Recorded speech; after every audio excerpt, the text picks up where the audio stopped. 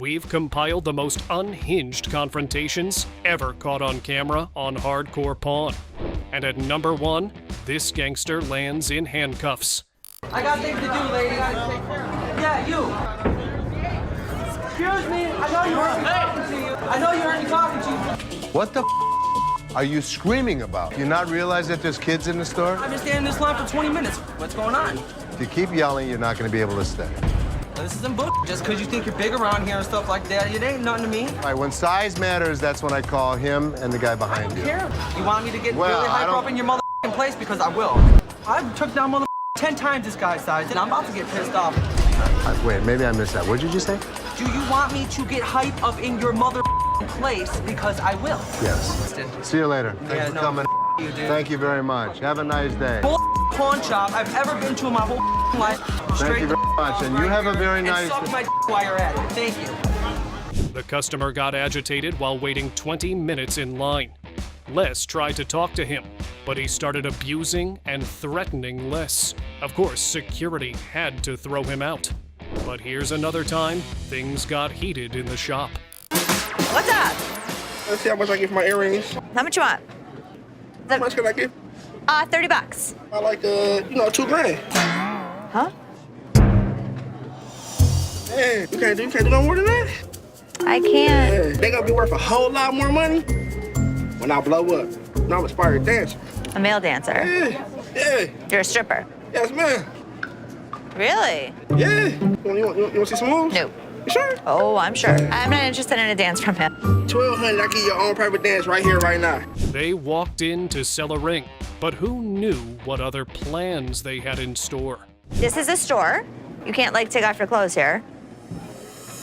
Sir, you have to keep your clothes on. Sir, you need to ask them. Sir! Big fella. Oh, my God!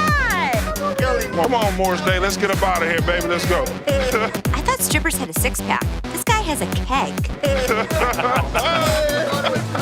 Hey, Byron, do you want to dance with us? Yeah, slide out the door. In the end, Byron had to escort them out. But this next customer attacked Les. What the is this?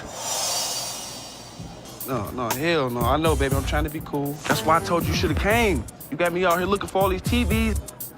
Ain't no TVs in here, man. What are you looking for?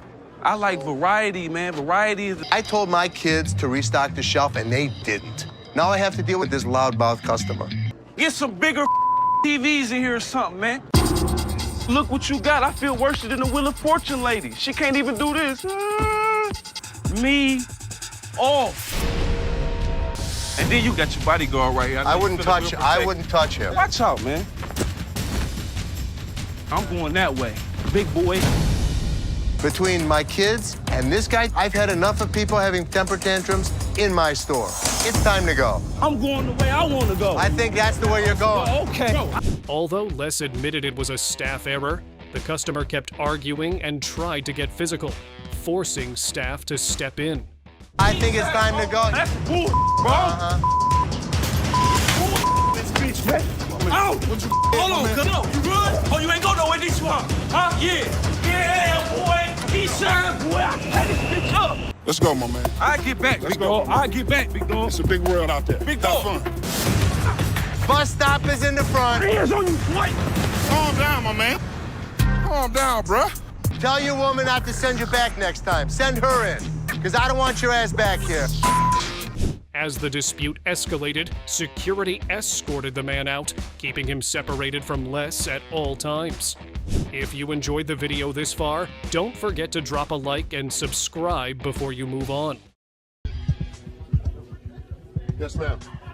I was coming to pawn my ring because I have to pay my rent. It was due a couple weeks ago. Oh, okay.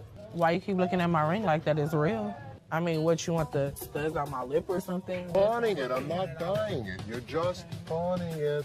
You want to pawn it? Keep control of herself? I don't know. He's lucky. My security staff didn't. There's never a shortage of people who don't know their item is fake. The truth makes this woman explode at Les, but she never stands a chance because Les has backup. Hi. I'm Ashley. I'm Nana. Nana. I called up here and I got an estimate price and they told me that I could get $400 for these. You called up here and got an estimated price. Yeah. Who did you talk to? Nicole? Nicole. Over the phone? Yes, But ma'am. we don't see them over the phone. She is lying. Where Nikki at? Nikki. Nikki, Nicole. Well, which is it, Nicole or Nikki? Listen, it's real diamonds. All I know is I need my 400. All right. I'm looking at the diamonds, and I know right off the bat the weight is just not gonna make it. I know I am not gonna be able to help her. I can do 185. No, I'm not. I mean, you're not gonna come in here demanding money from me. Yeah, because that's what I called for. Nikki! What? No, Nikki! She all of a sudden darted away from me, started screaming for Nikki. It was like a bat out of hell. What is... A customer comes in to pawn her jewelry, but she's not ready for what Ashley has to say about it. Excuse me. Nikki! First of all, you're not gonna scream in my store. No, first of all, you're not going to walk up on me either. This is Nikki, and... And they told me that they was going to give me $400. Oh, so look at And these now they telling me that I have money and I need it now. Don't you... No, Dad, I need my money right now. I don't know what this chick was talking about. She was very confused, but I know one thing for certain. Nana needed to go. You like that? Well, you disrespected me in my store. Don't you? Okay. Everybody in this yard. Joe? Yard. Okay, have a good day. And kiss me. Keep walking. Bye. Nana. Give me a headache. Nana's smart enough to leave before security throws her out, but she makes sure that she's got the last word. Orange Bowl ring.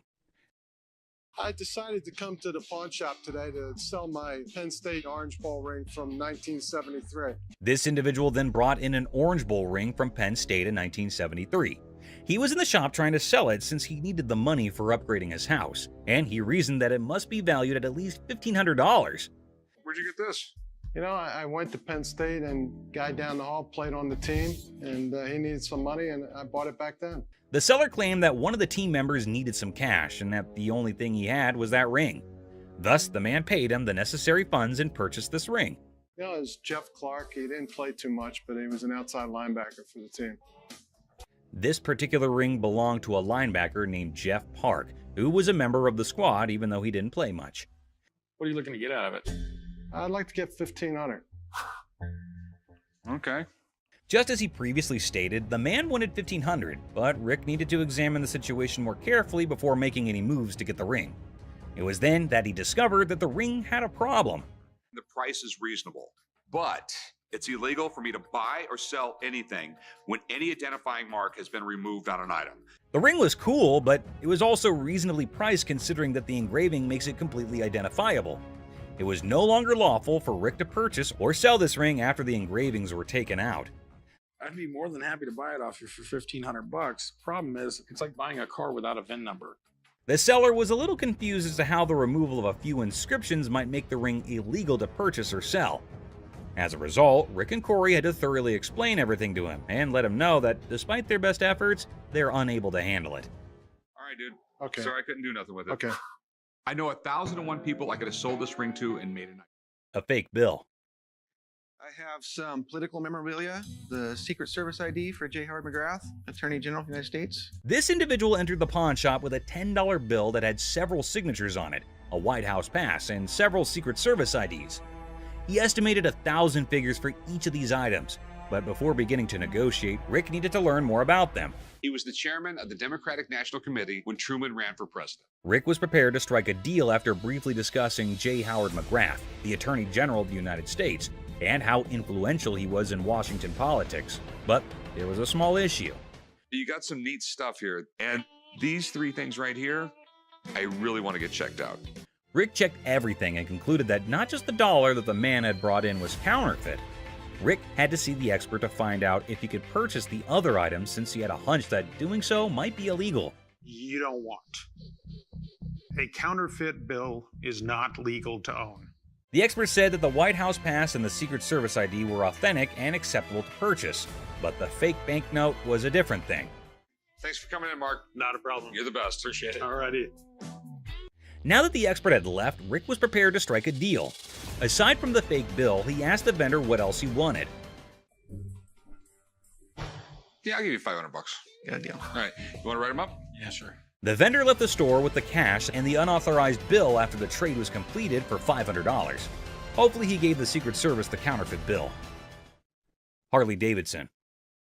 You got any paperwork I can see on it, or? Yeah, I got the title, but can we negotiate first or something? I mean... Now, Corey's a seasoned pawnbroker, and his spidey senses tingled the moment the seller mentioned paperwork later. It wasn't the gleaming Harley-Davidson that raised an eyebrow. It was the seller's insistence on negotiation first, documents on hold. See, Corey's dealt with his fair share of shady characters, and a bike like this beauty attracts all sorts. So with a polite but firm smile, Corey politely pushed back. Paperwork, he said, before we talk about the price. Standard procedure. You got any paperwork I can see on it, or? Yeah, I got the title, but can we negotiate first?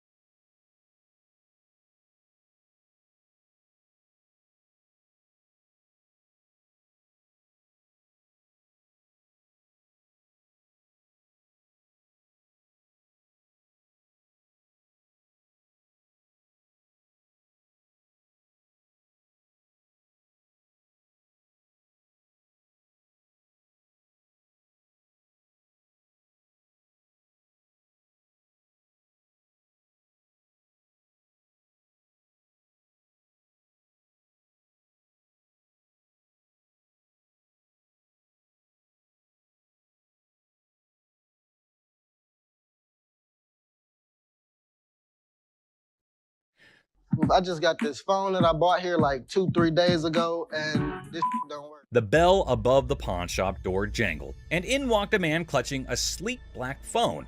He announced, smooth as silk, that this beauty was a recent purchase, now sadly broken. The camera don't work. It keeps freezing and like that. He claims that it's just too irritating to use because the phone freezes frequently and the camera doesn't function. Download a camera function? No, it clearly got a camera. Why would I have to download it? When it was questioned if he had downloaded the camera feature, he became very irate. If he's telling the truth, then why does this inspection set him off? And why was he even being questioned about getting the download? That isn't how it operates in any case. You got your receipt? No, I ain't got it with me. I ain't bring it. First of all, we don't sell it. We can decide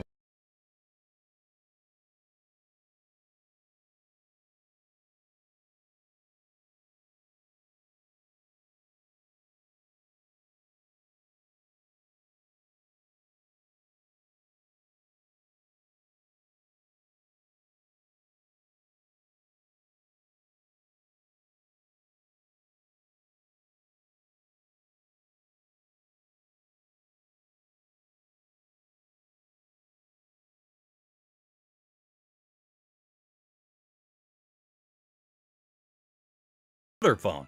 If he said clearly one more time, I was going to clearly have to knock his freaking head off. We're all aware that Rich needs the receipt. You, my man, are not. Who sold the phone to you in the first place? Somebody. He here.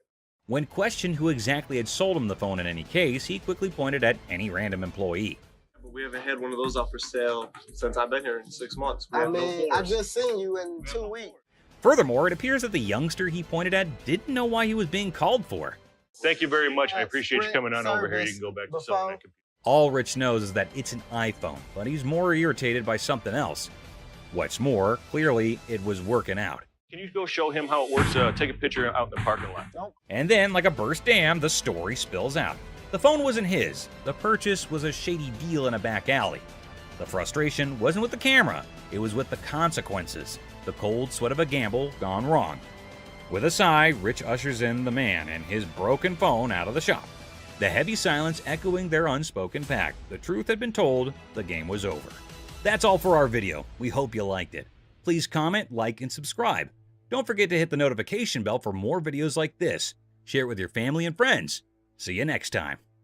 Con artist. Buckle up for this one. An overconfident individual walks in, claiming to have big cash to buy something. His grand entrance sets the tone for this bizarre encounter. Let me see this one right here. This one right here. That's platinum. Yeah, I like that one. Oh, now this is real nice right here. I think I could look good when I go out with this. That one's sharp. How much is this one right here? $5.99. Oh, down, baby. Hold on, folks, because this is one roller coaster of a ride. Our protagonist believes he's holding a fortune, enough to buy a $500 watch. It's a $2 bill. Okay. and it's worth $2,000. It's rare to find a $2 bill that got red in it. Now tell me they ain't worth $2,000. I'm about to go deaf right now. Oh, don't piss off Bugatti. This fellow insists that a humble $2 bill is worth a whopping $2,000. Give me a break.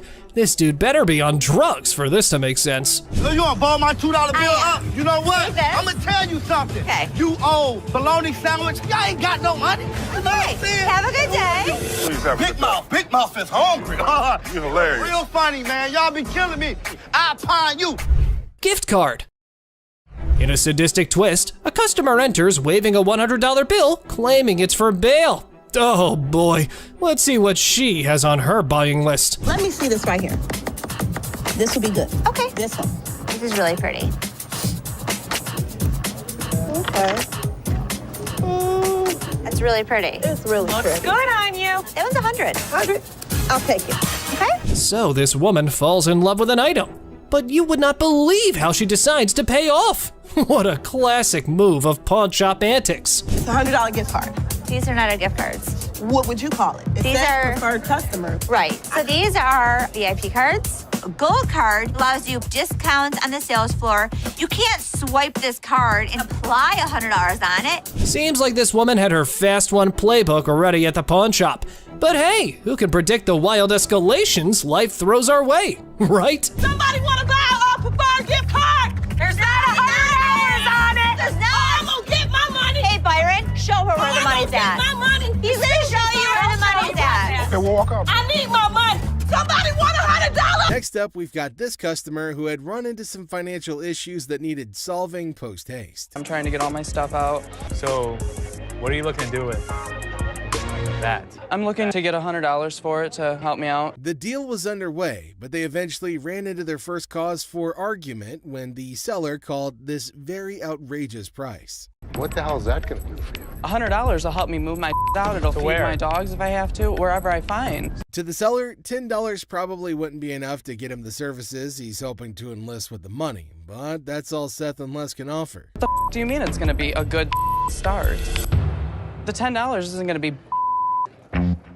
Why couldn't you do 50 for this? Because I could never get 50. Since he was being pretty rude to him, Les decided to teach him a lesson. Either you're and you're up in here disrespecting me, trying to hand my back to me. I'm not having that. No. Are you kidding me right now? Things would have stopped there if he just decided to take the doll, but what he didn't, Les dropped it, an action that wasn't well received. If I were to do this, that's disrespecting you. What the is your problem? It's pretty clear that he's not welcome at the store, and since they couldn't satisfy his needs, he should have just headed somewhere else. Pick it up. You want to treat me like a bitch? You're going to be the bitch. Pick my up. Pick my doll up. Are you insane? Our big boy seeks an appraisal for a ring, and guess who he stumbles upon? None other than Ashley, the queen of quotes in this pawn shop. I do what I want to do. Bye. Don't be careful of me. Have a good day. Pacifier pawn. Seth, our pawn shop hero, encounters quite the character of a customer eager to part with both a TV and a ring.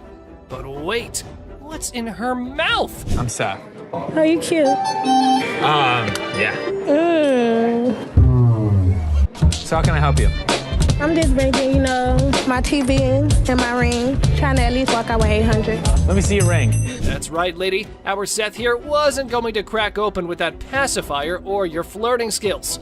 How about we cut to the chase and look at the valuables? Her ring was pretty nice. It has diamonds. It's 10 karat gold. Her TV was relatively nice. And you still answer my question. I said what you wanted. I know, I said I'm good. So, you need a loan or you want to sell it? Loan. Loan? About $300. Want to taste my ring or lick it? What did she just say? Well, even if the sun rises from the west, I ain't putting that in my mouth. How about we look for someone who might? Would you suck on that pacifier for $20? You can lick it. I know you want to. Yeah, you. Ready?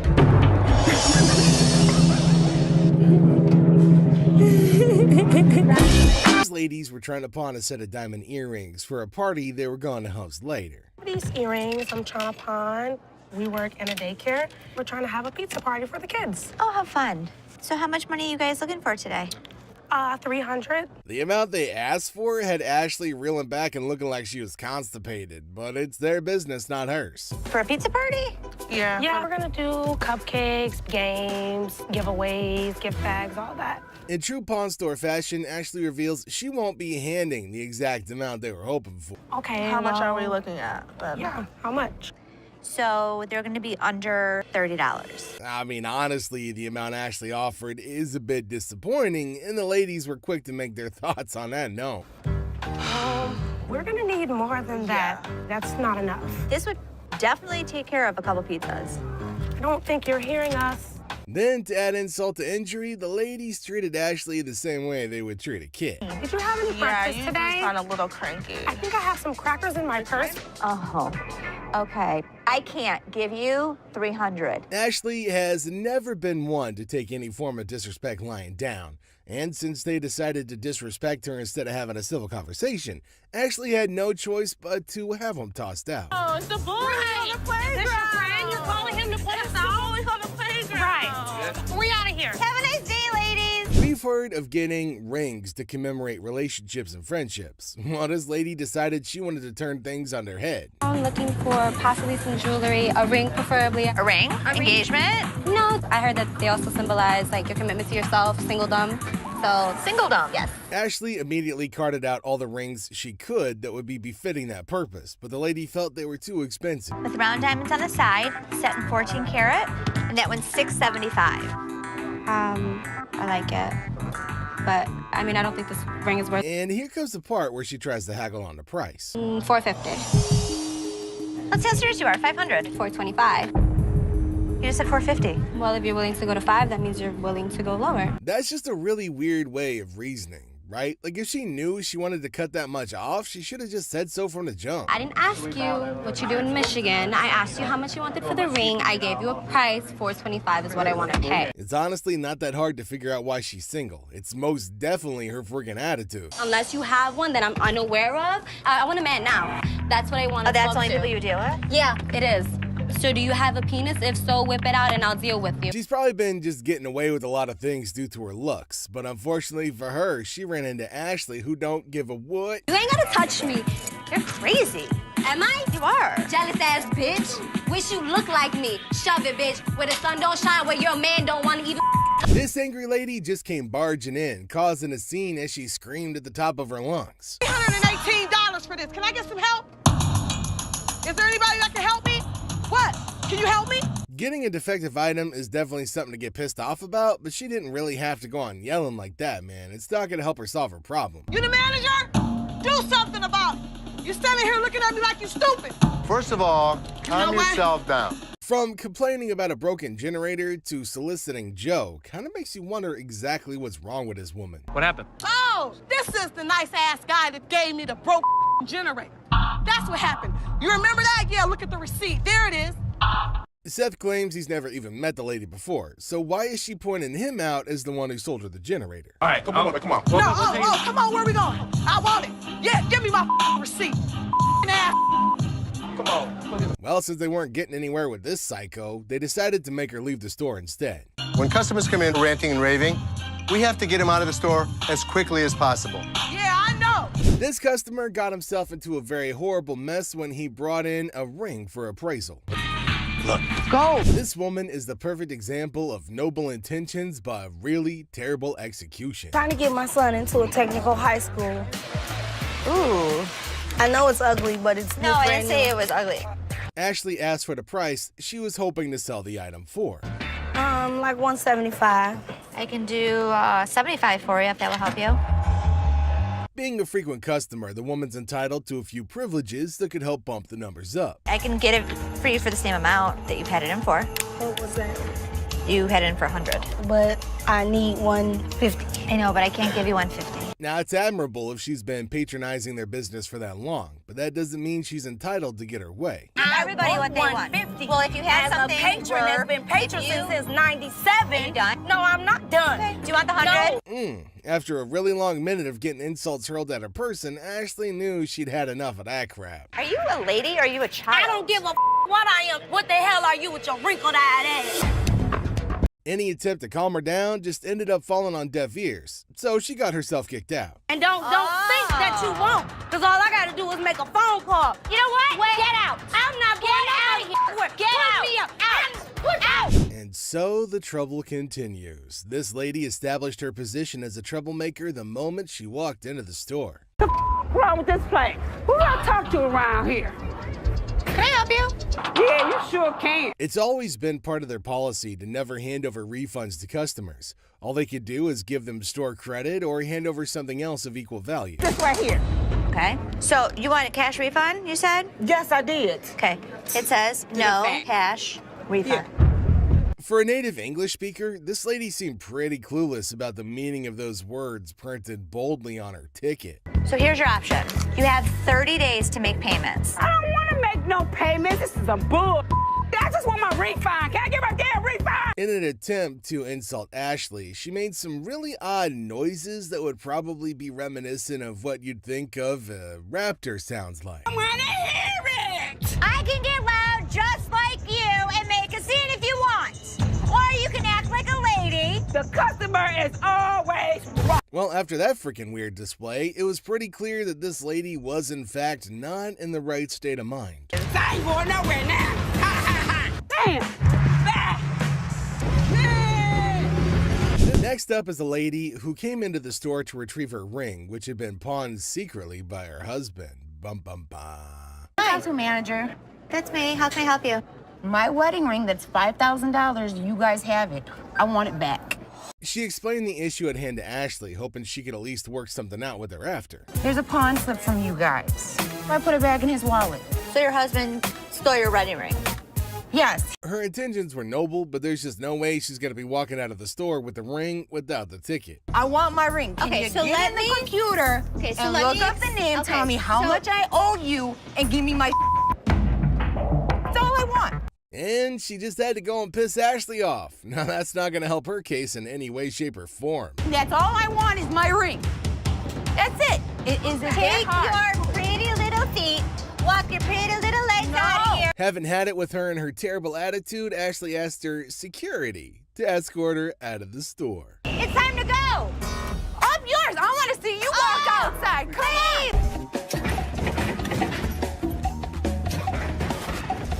Our friend Penny rolls in with a rare 83 T-top Cutlass, lowrider frames, and a fully customized beauty. Whoa, whoa, whoa! This is the stuff dreams are made of. These babies are like finding a needle in a haystack these days, and you can see Seth's eyes light up with excitement. Easy there, Seth, don't get too carried away. We see all types of old cars come through the store. Does it do the four-wheel hop? It could if you wanted it to. This amazing car is decked out with 4 switches and can hop up to 72 inches in the front. And guess what? If you're up for it, it can even do a 4-wheel hop. Talk about a versatile ride. If you wanted it to, it's equipped to. But it's very rare we see a tricked out car that actually jumps off the ground. This car is the real deal, folks. It's got all the bells and whistles you could imagine. How often do you come across a fully equipped ride like this? Seth can't help but admit that it's incredibly rare to see a car that's not only fully customized, but can also jump off the ground. He can't resist showing off, telling us about the car's 4 hydraulic pumps and a whopping 14 deep cycle batteries. More batteries mean more power, right? Seth and his buddy can't resist the temptation to hop in and experience it firsthand. And let me tell you, they are having a blast.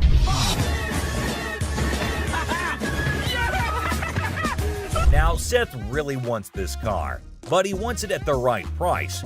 Penny, on the other hand, is hoping to fetch $12,000 for it. Will Seth bite the bullet and make the deal? Well, here's the twist. How about $4,000? Seth is only willing to dish out $4,000 for it. Whoa, talk about a huge drop. You can see the disappointment on Penny's face. He explains that he spent $4,000 just on the paint job alone. After some negotiation, Penny agrees to settle for $10,000. But Seth tries to push it further, offering $7,000. You know he wants it. It's very rare we see a tricked out car that actually jumps off the ground. Penny, being the wise guy he is, doesn't take the deal. In the end, they part ways on good terms. Well, folks, let's hope Penny finds another buyer who's willing to meet his price for this fully customized car. It's always a thrill to see unique items like this in the pawn shop, and who knows what will come through those doors next. Stay tuned for more pawn shop adventures, but here comes another gem-filled day at Les's pawn shop. Who knows what other surprises await us in the future? Stay tuned, folks, because the adventure at Les's pawn shop is far from over. Hold on to your seats because this next guy is about to unleash some of the rarest goodies on the market. 5, 6. Brace yourselves, space geeks, because this is gonna blow your mind. So this guy rolls up with a bunch of crates, and let me tell you, the anticipation is real. Got a couple things. I have some Star Trek things, and I also have things from NASA. He's got some seriously cool stuff from the Star Trek universe, and even NASA. I mean, come on, that's pretty awesome. It's clear that this dude is a space enthusiast through and through, and his collection is off the charts. Honestly, it's a total flex. Like seriously, you gotta take a look at this thing. This is all the kind of stuff that you're into. Now, here's the kicker. Ashley confesses that she and her brother aren't exactly die-hard Star Trek fans. But guess what? Every time they get anything Star Trek related in their shop, it flies off the shelves. I'm not a Trekkie girl, my brother's not a Trekkie guy, but when we get Star Trek stuff in here, it flies off. Talk about a lucky break, huh? This guy managed to gather all these valuable items from various Star Trek conventions across the country, thanks to his gig as a truck driver. Talk about dedication to the cause. But wait, it gets even better. He pulls out this kit from Paramount Studios, which is a seriously impressive piece in his collection. To give to radio station to run ads for the show. It's an authentic set that was sent to a TV executive when Deep Space Nine first hit the screens. Now that's some next level stuff right there. You can't help but appreciate the sheer coolness of it all. Here's the catch though. All this awesomeness comes at a price, and Seth, our shop owner, is taken aback by the asking price. This was $1,000? Yes. Wow. $1,000? Yes. Why? Why is that so Because much it's money? custom built and it all lights up and works. The guy wants a whopping $1,200 for everything, unless ever the savvy negotiator tries to bring it down to $700. It seems like a stalemate, but fear not, because Ashley steps in with her clever thinking. After some intense back and forth, Ashley manages to strike a deal. 7, 800. She works her magic and secures all these incredible items for just $800. Can you believe it? Talk about a happy ending. Everyone walks away satisfied. The customer gets a fair price, and our shop owners have some killer new additions to their inventory. Who knew that a truck driver with a passion for Star Trek could bring so much excitement to our little shop? It just goes to show you never know what surprises are waiting around the corner. I kid you not. This next guy just pulled up with a true gem. Checker taxi cab. I don't know about the original miles. Meter still. Can you even fathom it? It's none other than a 1982 checkered cab. Whoa, now that's what I call antique. Take a gander at this beauty. It's in remarkable condition. It's evident that the owner showered this car with lots of love and care. Kudos to him. Did you call for a cab? Did you call for a cab? Now, hold on to your hats because there's more to this story. Our daring duo, Les and Seth, decided to peek under the hood. Lo and behold, their jaws dropped. Look at that thing purr. Don't you lose money because you get there quicker? And it all goes... The engine looks splendid, almost brand new. How cool is that? But wait, there's a fascinating tidbit about this cab. Back in the day, they used to write the rates right on the taxi door itself. Talk about genius. This way, the rates were fixed, making it easier to attract customers. It's a shame we don't see this kind of thoughtful detail nowadays. The door. Did you see the rates on the door? Yeah, I did. The shut up one is one I like. And guess what? This car enthusiast doesn't just have one of these incredible cabs, but a whopping total of 4. 4, my friends! And out of all his prized possessions, he decided to part ways with one and sell it to this very pawn shop. As long as the price is right and it's in good condition, we can make a profit. Boy, oh boy, Les and Seth should count their lucky stars. Now brace yourselves for the asking price. This customer is seeking a jaw-dropping $10,000. Can you believe it?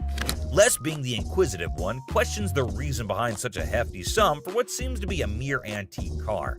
Sensibly, Seth suggests that the customer take the car for a spin, just to ensure everything is running smoothly. Perhaps then they'll be able to negotiate a fair price. Good thinking, Seth.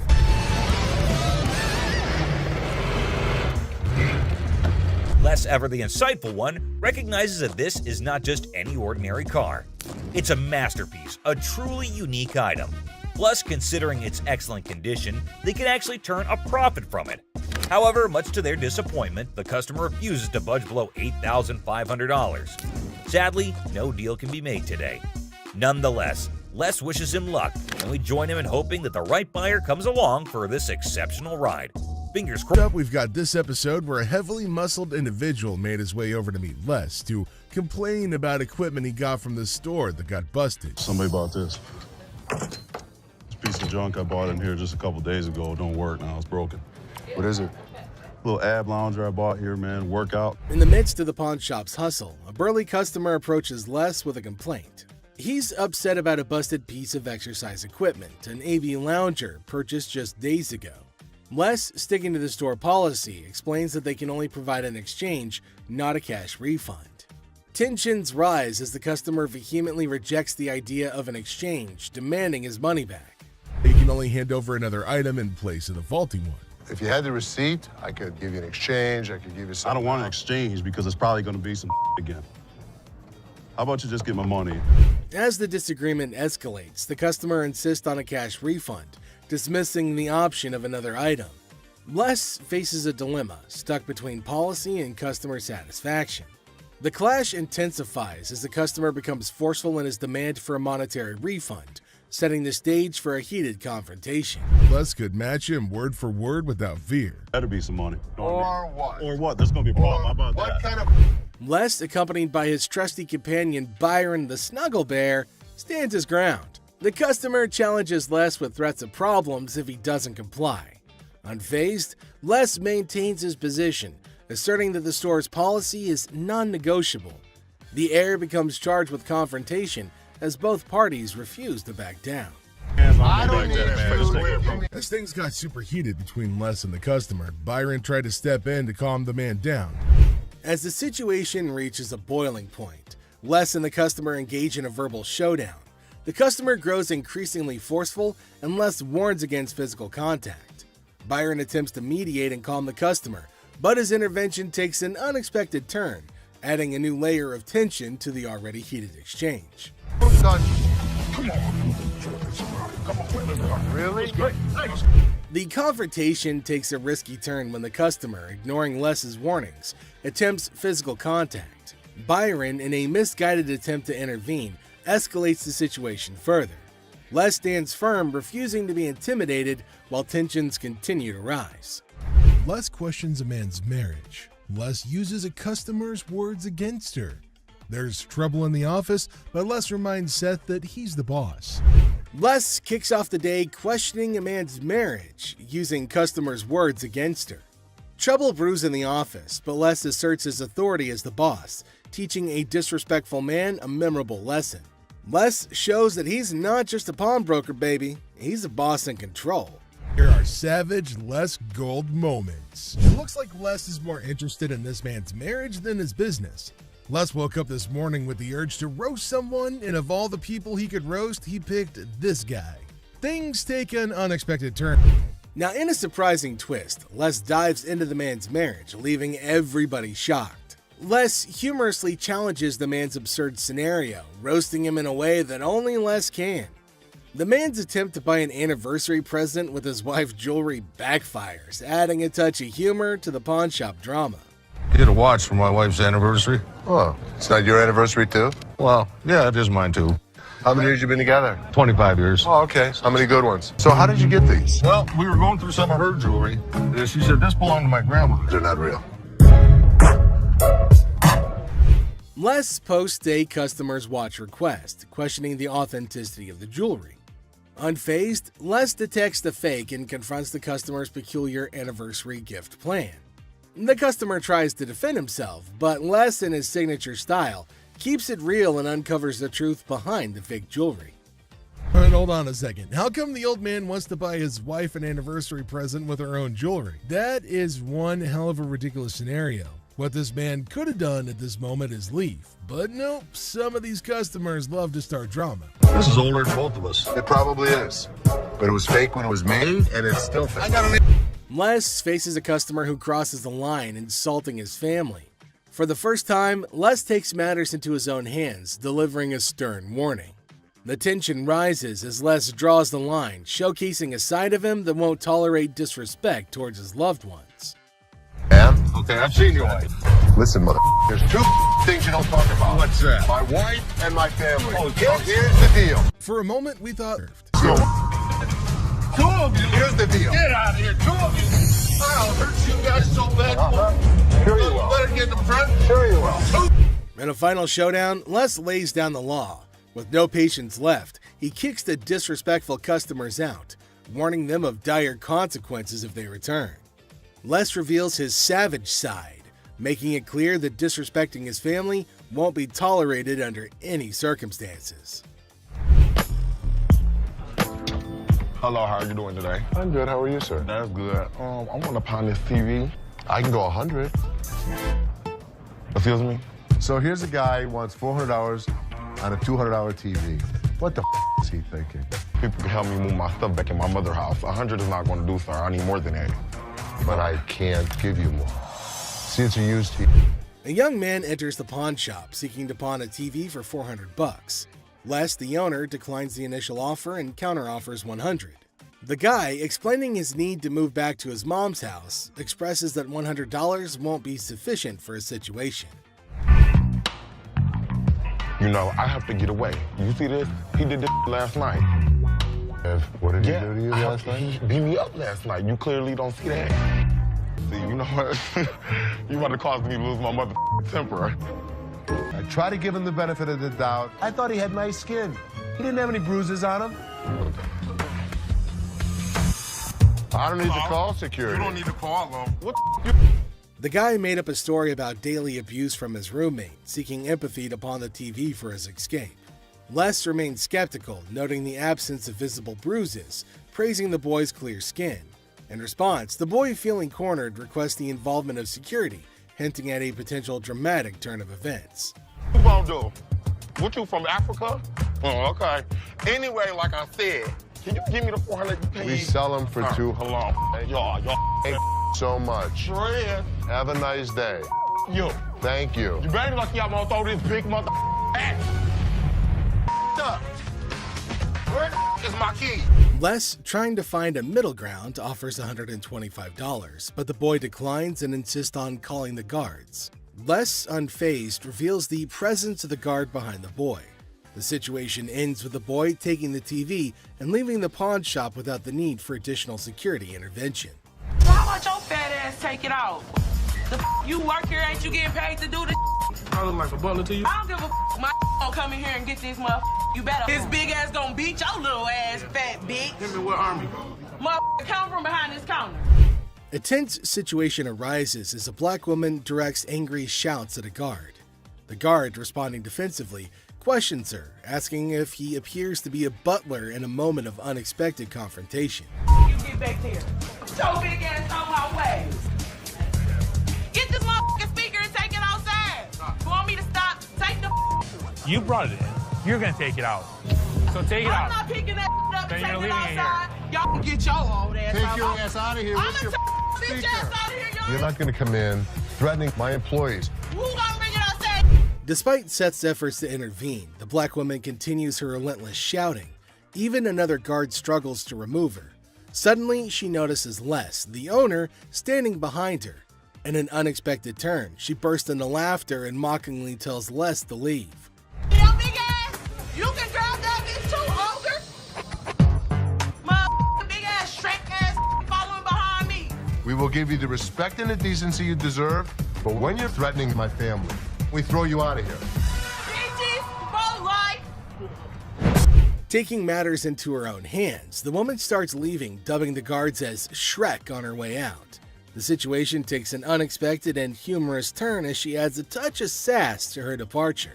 Let's take a look at it. All right. I'm here with my man, and we got in a big argument, and he left me, so I need to get back home. He left you here? To Hawaii. Oh, really? Where about? Honolulu. Oh, okay. Got a ride from my cousin, so you gotta hurry up. There came a woman at Ashley's counter to sell her chain. Now Ashley's looking at her chain to see whether it's worthy enough or not. She's asking Ashley to hurry up as she has to leave earlier as her spouse has left her alone here. Really? Okay, how much did you need? I was just trying to knot this for you to be nice, but... $600. What up with that? I got this from one of my aunts in Africa. This is $600. Oh, do you know what it is? It's actually a Tahitian pearl. No, this is from Africa. This is an African pearl. Ashley asked her how much she wanted for her jewelry. Now, the woman said $600, which is a lot more than Ashley was willing to spend, since Ashley said that it's not an African stone, but the woman was arguing that it was. 600. My ticket cost $600. That's how much I need. Do you have anything else? No. Excuse me? No. Ashley told her that they're not African pearls, so it's not worth $600, but far less. It was at this point that the woman started acting rude. Ashley got shocked at her stupidity and rude behavior. Eventually, she started behaving really bad as Ashley got angrier. What's gonna happen next? $600 or not? You can't get 600 on this. Okay. And also, don't call me a bitch. So you mean to tell me that this ain't worth a mother thing? That's not what I said. It could be worth something. Okay, can I get $5.99? No. Some kind of problem? Okay. Exactly. Can I get $600 or not? You can't get anything. Okay, I you get can't talk to her like this. $5.98, You can't get... Oh, I can left you now. Bitch, you don't know why. She then warned Ashley to pay her the money for the necklace, but Ashley refused and told her to get out. But this lady wasn't listening. She was continuously bullying and harassing Ashley. Security arrived in the nick of time to help protect Ashley. They asked about what was the matter, and after finding out about the woman resisting and having a hard time with Ashley, they decided it was probably time to get her to leave, which led to more screaming and shouting and yelling. I'm not leaving no place. Yes, you are. Oh, no. I ain't. Oh, yes, What? you are. What are you gonna do? I'll kiss my... Honey, you don't have that kind of money. All right, you. All of y'all. Bitch. If you want some help, talk to us like a human being. I'm leaving. Aloha. Who the they think they is? Them. Which then caused more security guards to get her out of the shop. But she kept on yelling. The lady would not stop with the screaming and the shouting. Some jewelry for my daughter. Her birthday's in like 2 weeks. For sure. How old is she gonna be? She's gonna be 12. She's gonna be 12. Yep. Do you want a Kleenex? I've got allergies, man. I itch like super bad. I'm not picking it, I promise. Okay. We have a heart one that's really pretty. Can I see it? There came a man to Ashley asking for something to buy for his daughter. Now, he inferred that she's about 12 years old and he wants something interesting for her. But he's constantly picking his nose, which was making Ashley cringe.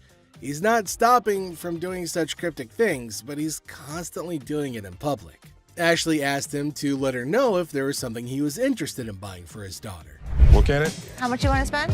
Like 100, 150, but 75. can I touch it though? That's bull. I was charging him like $75 on this watch just to give him a deal so he didn't have to touch it with his snotty hands. Can I see the sanitizer for a second? Now, the man selected a watch, but Ashley didn't want him to touch anything with his dirty hands. She asked him about his range and he said he wants something under $100, and the watch was $75. The man didn't agree to buy it. Now, Ashley's just getting furious over his silliness. I can use sanitizer. Why don't you guys go yourself? I don't even care about the sale anymore. I just want him out of here. Ashley asked him to use sanitizer before touching anything in the shop, but he refused. Now, this is going to be a very serious problem. They're probably going to have a fight. Ashley got angry and asked him to leave despite no deal. She just wanted him gone. She didn't care for the deal or profit, but just getting him out of the shop. Well, then came the guards who made sure that he left, and Ashley used sanitizer everywhere on everything that he put his hands on. Well, that's it for today, everybody. Thanks for being part of the Hardcore Pawn adventure with us. We hope you like the drama and the surprises. Stay tuned for more pawn shop stories. See you next time. Hi. Hello, how are you? Good, how are you? I'm well. I'm here today. I want to pawn my computer. I'm trying to get my son into a technical high school. I know it's ugly, but it's No, I didn't say it was ugly. How much you looking to get? like $175. Oh, that's not enough.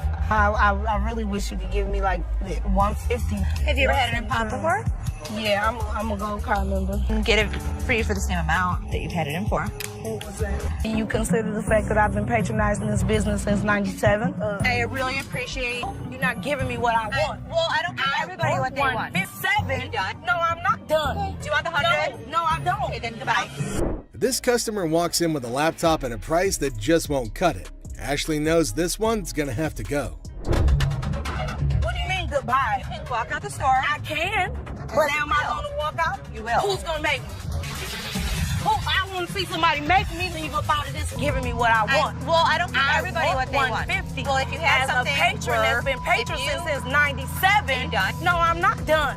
I want to see somebody make me leave up out of this. Are you a lady or are you a child? I don't give what I am. And don't think that you won't. Because all I got to do is make a phone call. You know what? Get out. I'm not going out of here. Get out. Don't touch me. Touch me. Get out of my store now. I've been patronizing this business since '97. You have an English degree, right? No, I don't. Despite Ashley's efforts to help her, the woman goes ballistic. Felix, the security guard, escorts the woman out, but she doesn't go quietly. I was coming in to try and get like $1,500 for this.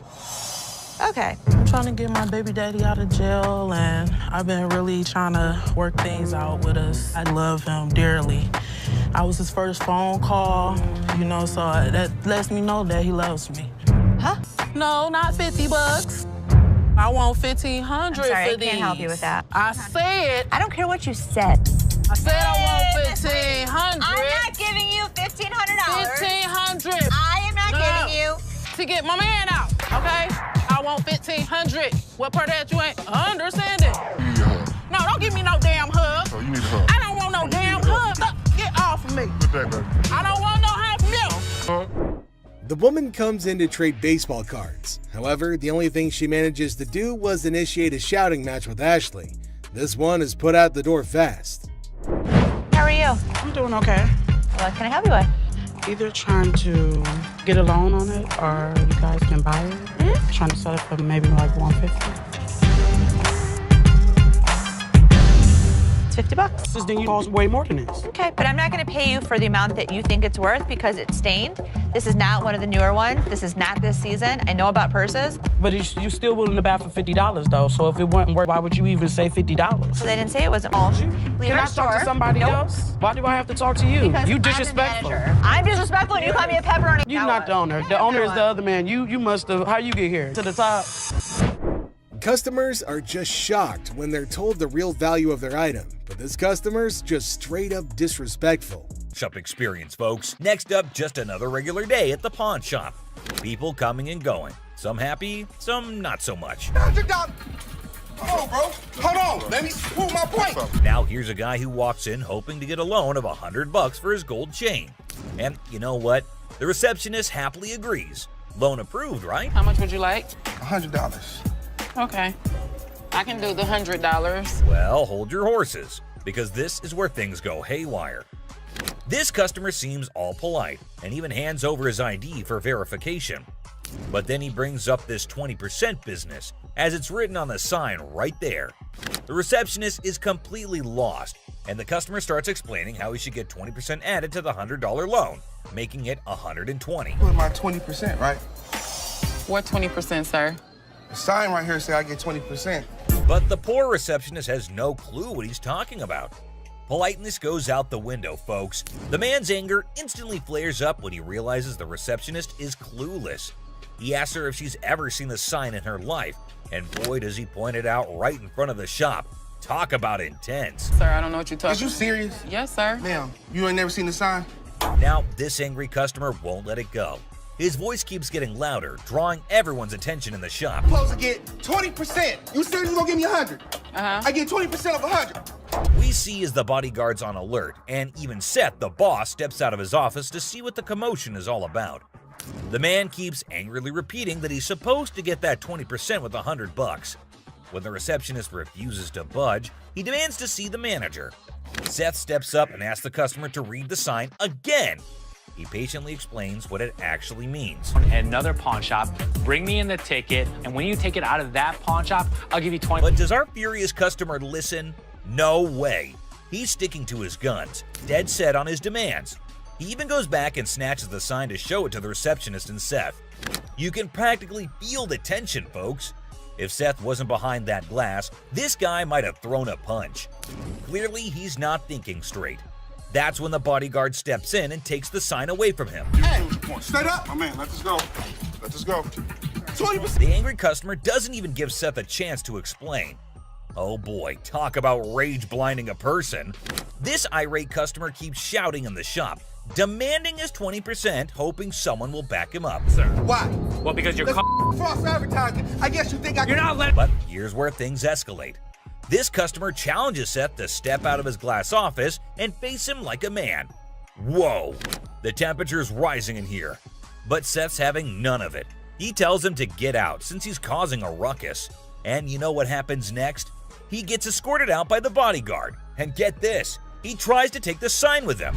I'm getting something out this Bro, I'm you down for this time, my man. I'm about to chase you down. Gotta admit, that's a bit hilarious. But the bodyguard quickly snatches it back, and the customer keeps cursing as he leaves the shop. But wait, there's more. To show his anger, this guy grabs a harmless plant and throws it on the ground. $20 worth right there, bitches. Oh, man. What the plant did to him? Seriously, what did the plant ever do to you, man? And off he angrily storms away. It's never a dull day around here, is it? This next lady has real poor luck, but it does not excuse her behavior. Wait, man. The door's right there. Have a good day. Because you got a big dude, you think you hot? So this lady storms into the store demanding her stuff back, which happens to be just 2 TVs. The receptionist asks her for some ID and tickets as proof, but this lady is completely clueless. I need your ID or the tickets. My what? She doesn't have any of those things, and here comes the shocker. Her boyfriend pawned off her belongings. Can you believe it? Now she wants them back, and it's a pretty messed up situation to be honest. She explains to the receptionist that she can't provide the required documents because her no-good boyfriend isn't even around anymore. He left her high and dry. Ouch, that's gotta hurt. Now Ashley, who overhears the whole thing, initially sympathizes with this poor girl. But hold up, that sympathy doesn't last for long, and for good reason. I feel terrible for her, but I can't help her without her ticket. This customer suddenly loses her mind, like all the anger in the world has consumed her. And guess what she does next? Brace yourselves, people. She starts yelling and banging on the glass window, demanding her precious TV. Don't bang on my window! Seriously, that's not how you get things done. Even if someone is trying to help you, no one will tolerate that kind of behavior. Ashley, understandably furious, tells her to back off. The situation gets so heated that Ashley has to step out of the room to confront this unruly customer. And guess what? This lady has the audacity to threaten Ashley. Well, Ashley isn't one to back down, so she tells her to get the heck out of the shop. This customer is beyond crazy, I tell you. It seems like she had a truckload of problems even before she set foot in the store. What? I dare you. Now, the bodyguard steps in to escort her out, but oh boy, this girl goes on a rampage. She knocks over everything in her path, completely enraged. Come on, girl, you seriously need to chill out. Bye! What? Finally, they manage to get her out of the shop, but you won't believe what happens next. Unlike the previous guy who threw a plant, this woman tries not once, not twice, but 3 freaking times to break back into the store. I mean, seriously, woman, get a grip on yourself. This is just embarrassing for everyone involved. But damn it, we're not your local psychologist neither. Even the bodyguard has had enough at this point, and he can only imagine what kind of crazy exchange must have taken place. Man, oh man, what a wild scene that must have been. This next guy is the most polite guy you'll see, but things take an interesting turn. I'm trying to help you solve your issue. Something urgently to scrape together enough cash to cover his rent. Now that's a tough spot to be for a helping hand. So the dude decides to sell his late grandma's ring, thinking it's made of real gold and worth a fortune. The real deal, folks. It's as fake as a knockoff Rolex. But oh boy, this suggestion hit a nerve. He starts acting all weird and uncooperative, throwing a tantrum. TV, you can pawn your TV. What the I look like? Now, here's where things get intense. He demands his ring back and starts searching for someone else to deal with, and acting all erratic. It's honestly a bit scary, folks. And on her face, trying to belittle her. And get this, he's not even listening. Lower your voice. Lower your voice. Lower your voice. Lower your voice. He's busy with his threats, making Ashley's job even harder. But our girl Ashley, bless her heart, stands her ground like a champ. But wait for it, folks. Here comes the jaw-dropping twist. Out of nowhere, a hero emerges. Don't put your finger in. Seriously, what on earth did Ashley ever do to deserve this kind of treatment? It's downright mind-boggling, folks. That's right. No, I'm not. And you're not going to come in here demanding money from me. How would you? Customers usually go through several stages when they hear that their item's not as valuable as they thought. The first is disbelief, followed by denial, anger, and even assault. In this video, we see a woman who assaults a security guard. Another insults and body shames Ashley, and one almost takes a swing at Les. The thing all these people have in common is that they were shocked at the real value of their item. Yes, ma'am. I was coming to pawn my ring because I have to pay my rent. It was due a couple weeks ago. Oh, okay. Why you keep looking at my ring like that is real? I mean, what, you want the studs on my lip or something? Pawning it. I'm not buying it. You're just pawning it. You want to pawn it? Keep control of herself. I don't know. She's lucky. My security staff didn't. There's never a shortage of people who don't know their item is fake. The truth makes this woman explode at Les, but she never stands a chance because Les has backup. Hi. Hi. I'm Ashley. I'm Nana. Nana. I called up here and I got an estimated price and they told me that I could get $400 for these. You called up here and got an estimated price. Yeah. Who did you talk to? Nicole? Nicole. Over the phone? Yes, But ma'am. we don't see them over the phone. She is lying. Where Nikki at? Nikki. Nikki, Nicole. Well, which is it, Nicole or Nikki? Listen, it's real diamonds. All I know is I need my $400. All right. I'm looking at the diamonds, and I know right off the bat the weight is just not gonna make it. I know I am not gonna be able to help her. I can do 185. No, I'm not. And you're not gonna come in here demanding money from me. Yeah, because that's what I called for. Nikki! What? No, Nikki! She all of a sudden darted away from me, started screaming for Nikki. It was like a bat out of hell. A customer comes in to pawn her jewelry, but she's not ready for what Ashley has to say about it. Excuse me. Nikki! First of all, you're not gonna scream in my store. No, first of all, you're not gonna walk up on me either. This is Nikki, and they told me that they were gonna give me $400. Oh, so look at and these now they telling me that I have money and I need it now. Don't you No, dare. Dad, I need my money right now. I don't know what this chick was talking about. She was very confused, but I know one thing for certain. Nana needed to go. You like that? Well, you disrespected me in my store. Don't you? Okay. Everybody in this yard. Joe. Yard. Okay, have a good day. And kiss me. Keep walking. Bye. Nana. Give me a headache. Nana's smart enough to leave before security throws her out, but she makes sure that she's got the last word. Hi. Hello, how are you? Good, how are you? I'm well. I'm here today. I want to pawn my computer. I'm trying to get my son into a technical high school. I know it's ugly, but it's No, I didn't say it was ugly. How much you looking to get? Like 175. Oh, that's not enough. I really wish you could give me like 150. Have you ever had it in pawn before? Yeah, I'm a gold card member. Get it for you for the same amount that you've had it in for. What was that? You consider the fact that I've been patronizing this business since '97? I really appreciate You're not giving me what I want. Well, I don't give everybody what they want. 157? You done? No, I'm not done. Okay. Do you want the 100? No, I don't. Okay, then goodbye. This customer walks in with a laptop and a price that just won't cut it. Ashley knows this one's gonna have to go. What do you mean goodbye? You can walk out the store. I can. But am I going to walk out? You will. Who's going to make me? I want to see somebody make me leave up out of this giving me what I want. I don't give everybody what they want. 150. Well, if you had As something a patron that's been patron since '97. You done? No, I'm not done. I want to see somebody make me leave up out of this. Are you a lady or are you a child? I don't give what I am. And don't think that you won't. Because all I got to do is make a phone call. You know what? Get out. I'm not going out of here. Get out. Me up. Don't touch me. Touch me. Get out of my store now. I've been patronizing this business since '97. You have English degree, right? No, I don't. Despite Ashley's efforts to help her, the woman goes ballistic. Felix, the security guard, escorts the woman out, but she doesn't go quietly. I was coming in to try and get like $1,500 for this. Okay. I'm trying to get my baby daddy out of jail, and I've been really trying to work things out with us. I love him dearly. I was his first phone call, you know, so that lets me know that he loves me. Huh? No, not $50. I want $1,500 I'm sorry, for I these. can't help you with that. I said. I don't care what you said.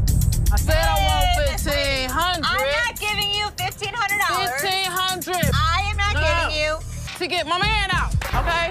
I want $1,500. What part of that you ain't understanding? You need a hug. No, don't give me no damn hug. Oh, you need a hug. I don't want no damn hug. Get off of me. Good day, baby. I don't want no half milk. The woman comes in to trade baseball cards. However, the only thing she manages to do was initiate a shouting match with Ashley. This one is put out the door fast. How are you? I'm doing okay. What can I help you with? Either trying to get a loan on it or you guys can buy it. Mm-hmm. Trying to sell it for maybe like $150. It's $50. Then you cost way more than this. Okay, but I'm not going to pay you for the amount that you think it's worth because it's stained. This is not one of the newer ones. This is not this season. I know about purses. But you still willing to buy for $50 though. So if it wasn't worth, why would you even say $50? So they didn't say it wasn't. Leave Can our I store. talk to somebody else? Why do I have to talk to you? Because You I'm the disrespectful. manager. I'm disrespectful and you call me a pepperoni. You're Now not what? the owner. The owner is the other man. You must have. How you get here? To the top. Customers are just shocked when they're told the real value of their item, but this customer's just straight up disrespectful.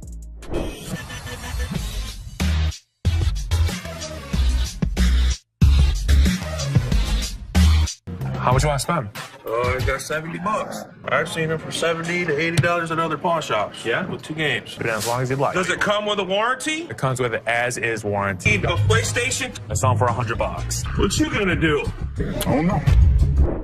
The PlayStation's really hot stuff at the moment, but the customer who wants one is far from hot. He's mostly just hot-headed. I ain't been shot already. What? Ain't nothing here. You're just another door guy to me. Yeah. Throw it down. Throw it on the $70.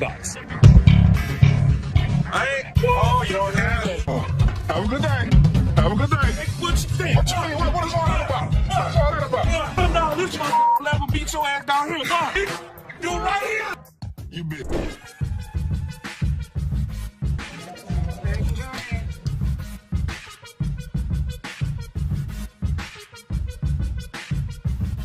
They're not real.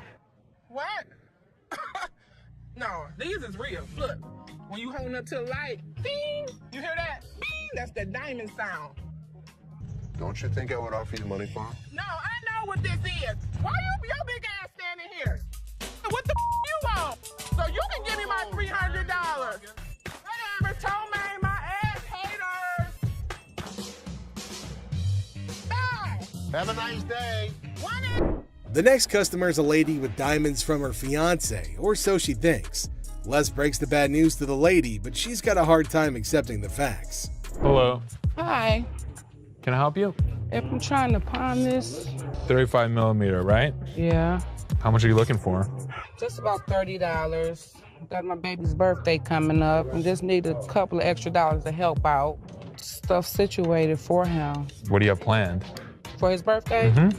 A birthday party, you know, cake, ice cream. To try and get money from us. And the kid ratted her out saying, yeah, my birthday's in 2 months. There's a little bit of time you have before then to come back and hopefully have something of value. And I really would have appreciated any little thing that you could have gave me. 10 years ago. This is some bull because y'all could have took this camera. You could have gave me $30. The innocence of a child didn't allow this woman to cash in on her worthless camera. She was pretty shocked her lies didn't work on Seth. How are you? How are you today? Good. What you got? My bracelet. My baby daddy gave it to me. It would be so mad. Curtain tiebacks. What are you telling me? You know this isn't real. What do you mean it's not real? Well, it's a real bracelet. You know what? It's a real, listen, okay, fine. You're fair enough. probably Don't right. trip, okay? Don't trip. I'm about to call him right now. Sometimes people get presents, and sometimes when they get their presents, the people that give it to them tell them a lie. He said this bracelet costs $500. It would be more What than are you 500 talking about? He's anywhere. lying to you. Baby, did you give me some fake gold? Did you give me some fake gold? Really? Did you give me fake gold? This ain't love, baby. You said you was gonna marry me one day. Okay. Have a very nice day. Thank you. Man, this. What the is you talking about? Have a nice day. I have a nice day when Okay, you then give me don't some have nice service. Right? You know what, y'all? I'm about to take it to a real jewelry store that knows something. That's what I'm gonna do.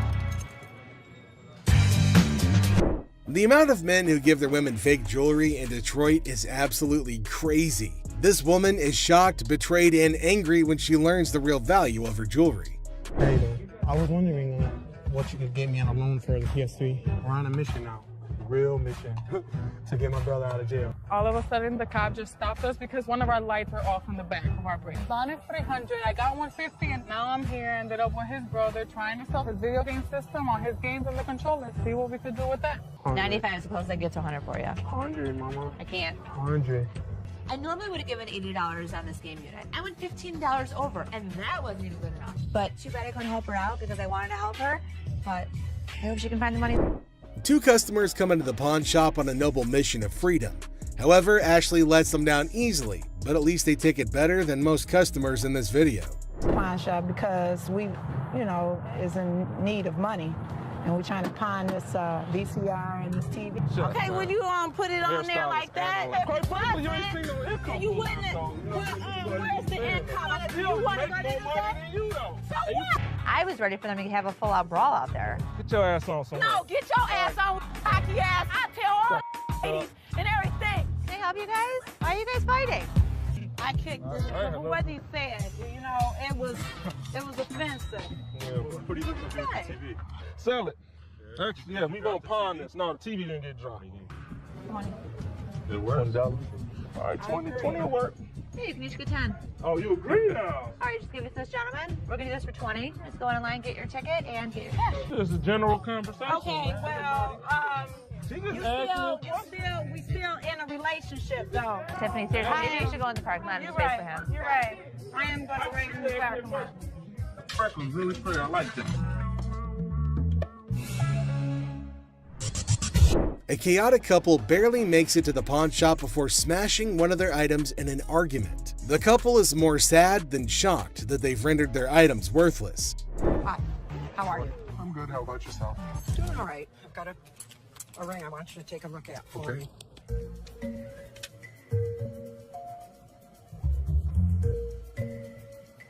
You know what it is? They're diamonds. They're not diamonds. That's cubic zirconium and silver. Okay. I'm not interested. I know what this is. I'm telling you, I can't give you any money for it. I know it has value, and I'm really, really upset right now. So, I've worked for an attorney. I know my rights. Don't touch me. You're an idiot! You're an idiot! Oh, yeah! What a gentleman you are! Anybody? Woman, what? Get me out of here! Get away! Get away! 4 times she hit me. Randy, 4 times? Why would I not give her money if it was worth it? I thought you were smiling when she was doing that. This woman can't believe her diamonds are actually not diamonds. If you like seeing angry senior citizens, then this grandma's got you covered like a quilt. So, I'm here to sell my yays and stuff. Okay. Cartier. I paid $5,300. For these? Yeah, I overpaid. Uh-huh.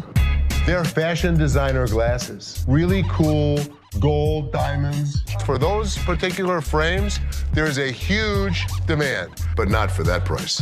How much you want for these? The lowest I'll take probably like 40 for it. All right, give me 35. You give me 35? 1,000. What you mean? You making too much money now. I sell this stuff cheap, man. Look, I ain't pay 1,000 for these. I know feel you me? didn't. I can feel you. Well, that ain't, you don't feel me, you know what I mean? I can feel you. You see how he talking? Talking like a kid and You don't know who the f*** I Man, am. You don't know where the f*** I was raised. Like and I you're just said, talking.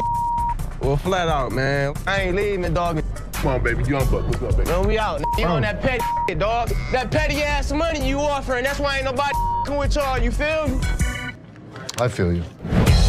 Les is offered a cool pair of glasses, but he knows they're not cool enough to be worth what the customer's asking. The customer doesn't take the news well at all. Welcome to the channel, guys. Okay. Oh my God. Get your hands off. Blurry-faced guy. We'll buy this and pawn this and that and give you $350 total. Get set for a crazy moment in this pawn shop. The shopkeeper and a customer are going at it in a big argument, trying to make a deal or who knows what. But wait for it. Out of the blue, two dudes in fancy clothes with blurry faces bust in like old school detectives.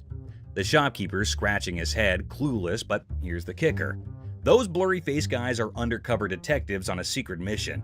It's like a scene straight out of a comedy movie. The detectives have arrived. I need to tell them what's been happening and show them the evidence. Hold on to your laughter because this is pure comedy chaos. The second those detectives waltz in, the shopkeeper's freaking out like he's been caught selling magical beans or who knows what. These detectives are all business, channeling serious Sherlock vibes after an espresso overdose. They're tearing through the shop like treasure hunters on a caffeine high, checking random stuff and maybe on the hunt for hidden treasures.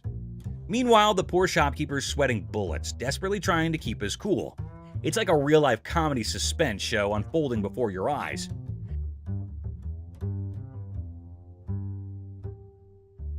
Get ready for the wild ride of the century. These detectives, giving their best modern-day Sherlock and Watson vibes, decide to ramp up the drama with technology.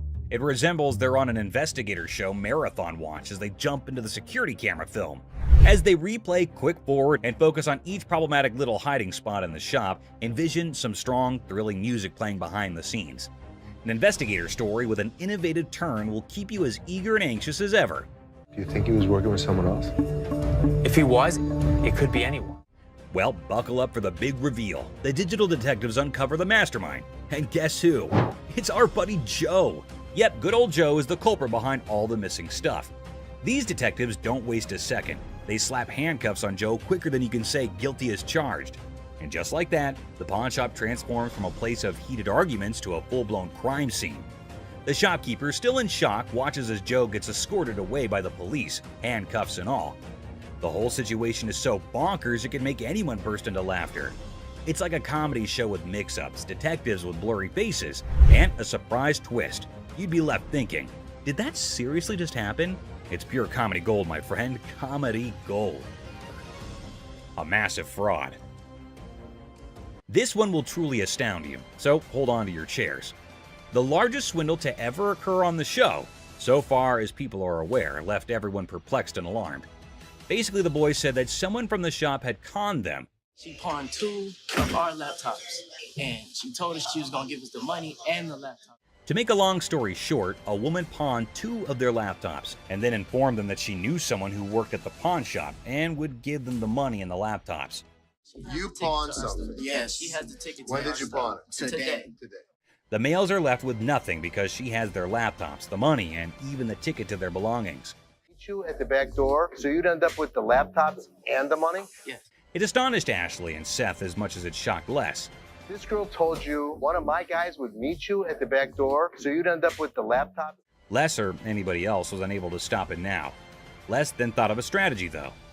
If you can find out which one of my employees, you give me the guy's name, I'll give you the computers. At that point, the youngster had a glimmer of optimism and left, believing that perhaps they could apprehend the employee. Well, let me tell you something. We've been scammed before, and I will not be scammed again. Les then requested that Ashley look up the buyer of each laptop they had that day on their background. Les realized something had clicked when she spent the entire day going through them and finding nothing. You're able to witness it. You'll get the money and the laptops. You go, hell yes, let's do it. Thus, these children were not the victims themselves. Instead, they had been attempting to con them all along. Well, here's the way it works. Nobody gets out of pawn without paying for it, and nothing goes out the back door. This time, they weren't duped either, although the kids did cause Ashley and the others a lot of worry during the day. The bag. Imagine this super funny video with a lady who's basically playing the I'm lost in a bag shop game at a crowded mall. So there's this awesome comedian pretending to be her, right? She strolls in like she just landed from Mars, completely clueless. Okay, I went to get my purse back to make my payment. Then, out of the blue, she locks eyes with a black bag, and boom! She's convinced it's her long-lost twin, with a mix of determination and total confusion. That's my purse right there. That one right there, the black one. So I want to know why it's out there. She marches over to the lady in charge, ready to solve the mystery of the twin bags. It's like a comedy treasure hunt in a bag store, and you're in for a hilarious ride. Get ready to laugh your socks off. Here's the money. I want the purse. That bag was never in pawn. Now get this, the shopkeeper, a comedic genius with timing that's spot on, coolly spills the beans. She says, "Hey, this bag's not yours." But oh no, our lady on a mission won't back down. That's not your purse. How do you know it's not my purse? Because that purse has been out there. Let me see it. With this epic confidence, she declares, "No way, this bag and I go way back. They're like childhood buddies." And here's the best part. You want to buy it? I just want to look at it and make sure it's not mine. She throws down the ultimate challenge. Bet you this bag, if it's not mine, I'll hand it over. But trust me, it's practically family. It's like a comedy duel in a bag shop, and you won't believe how hilarious it gets. Oh my God. Get your hands on. Meet Cam, the scene stealer of the century.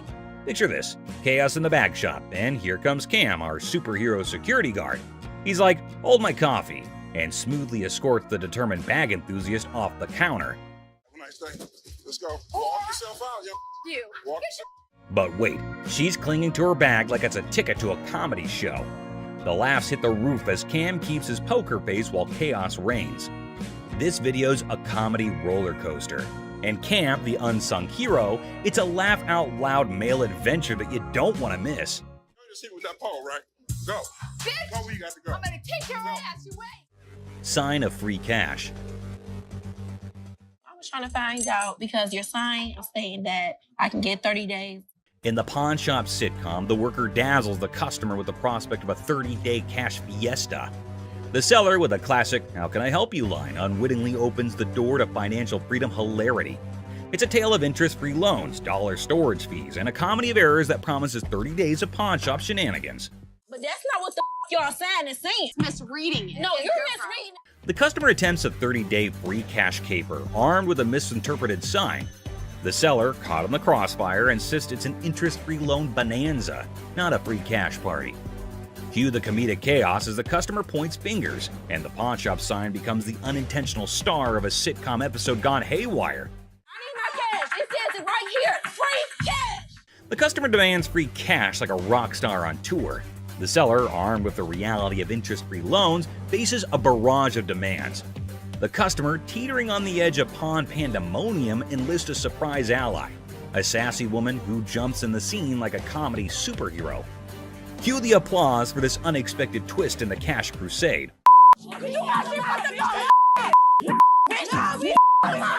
In the side-splitting aftermath, the pawn shop saga spills into the parking lot, where the customer and seller engage in a hilariously awkward brawl. Amidst a flurry of ass cracks and elbows, the spectacle unfolds, leaving the bystanders in stitches. The door slams and the customer vows a dramatic return with an unforgettable "I'll be back" exit line. Comedy gold in the pawn shop arena. Antique computers.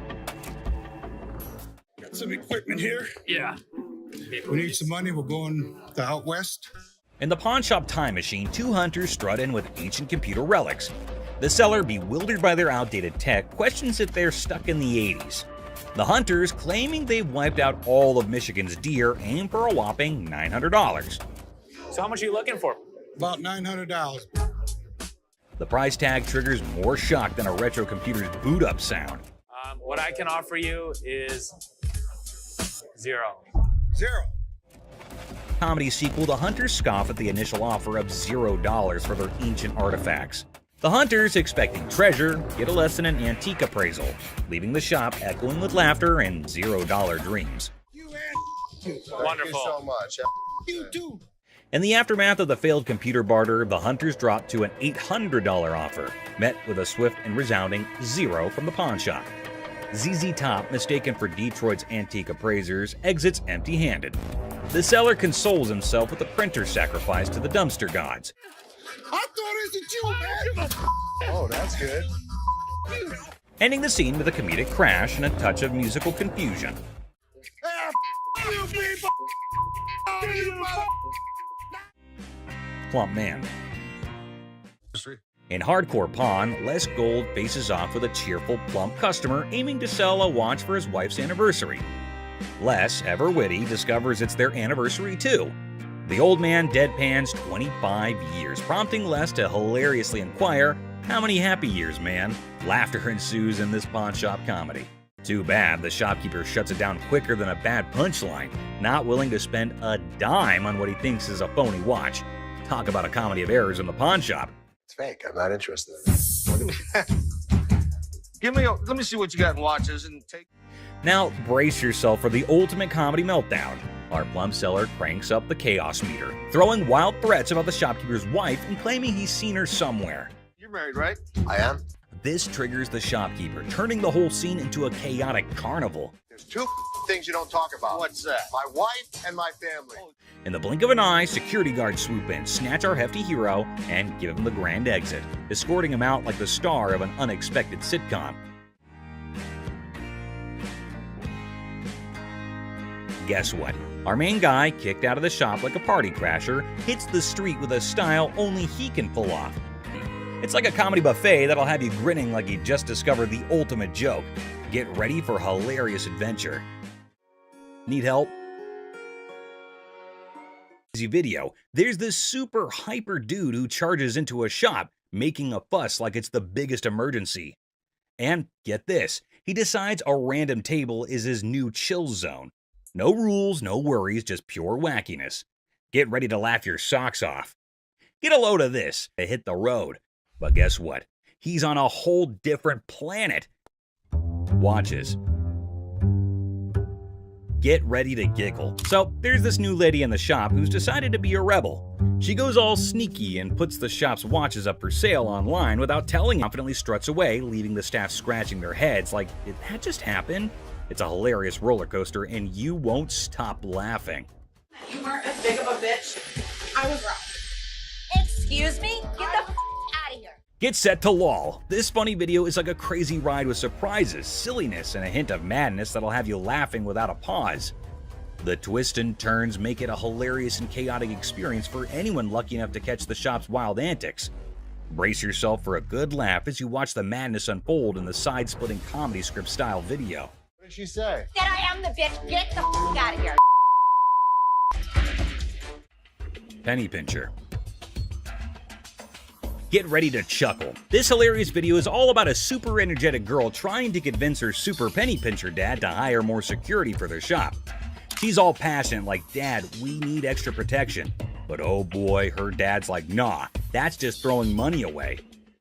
Adding an extra night security guard is an expense we don't need. Dad, I just don't understand. The funniest part? When the argument gets so wild, the girl pretends to be super angry and storms out of the room. It's silly, it's amusing, and you'll be laughing your socks off at their crazy fight. Every single time I have an idea and I bring it to your attention, he then has to walk in. Hold on to your funny bone. This comedy video is pure chaos when the staff walks out, and surprise, the roof is missing. Peel the roof off? Yeah, they peeled the roof. Yep, someone peeled it away like a giant banana. Imagine the team head scratching in disbelief. Their shop literally got unroofed. The alarm company called. They thought it was a false alarm. Is anything missing? I have no idea. Now, here comes the kicker. They start worrying it might be a sneaky robbery. Cue the panic as they sprint to check the CCTV, hoping to catch the audacious roof peeler in action. Get ready for a laughter-packed roller coaster as they dive into this hilarious investigation. Get ready to laugh in this super funny video. They got two guys. So they get through the internet room, jump in. The staff at a quirky shop freaks out when they find out someone peeled off the roof for a supposed robbery. Total chaos, right? So they go all detective and check the CCTV footage. But wait for it. Turns out, not one, not two, but three guys break in. And here's the kicker. Looks like they grabbed the coat right there and then out. So these guys could have been part of a three-man team. One of them ends up hiding inside the fridge.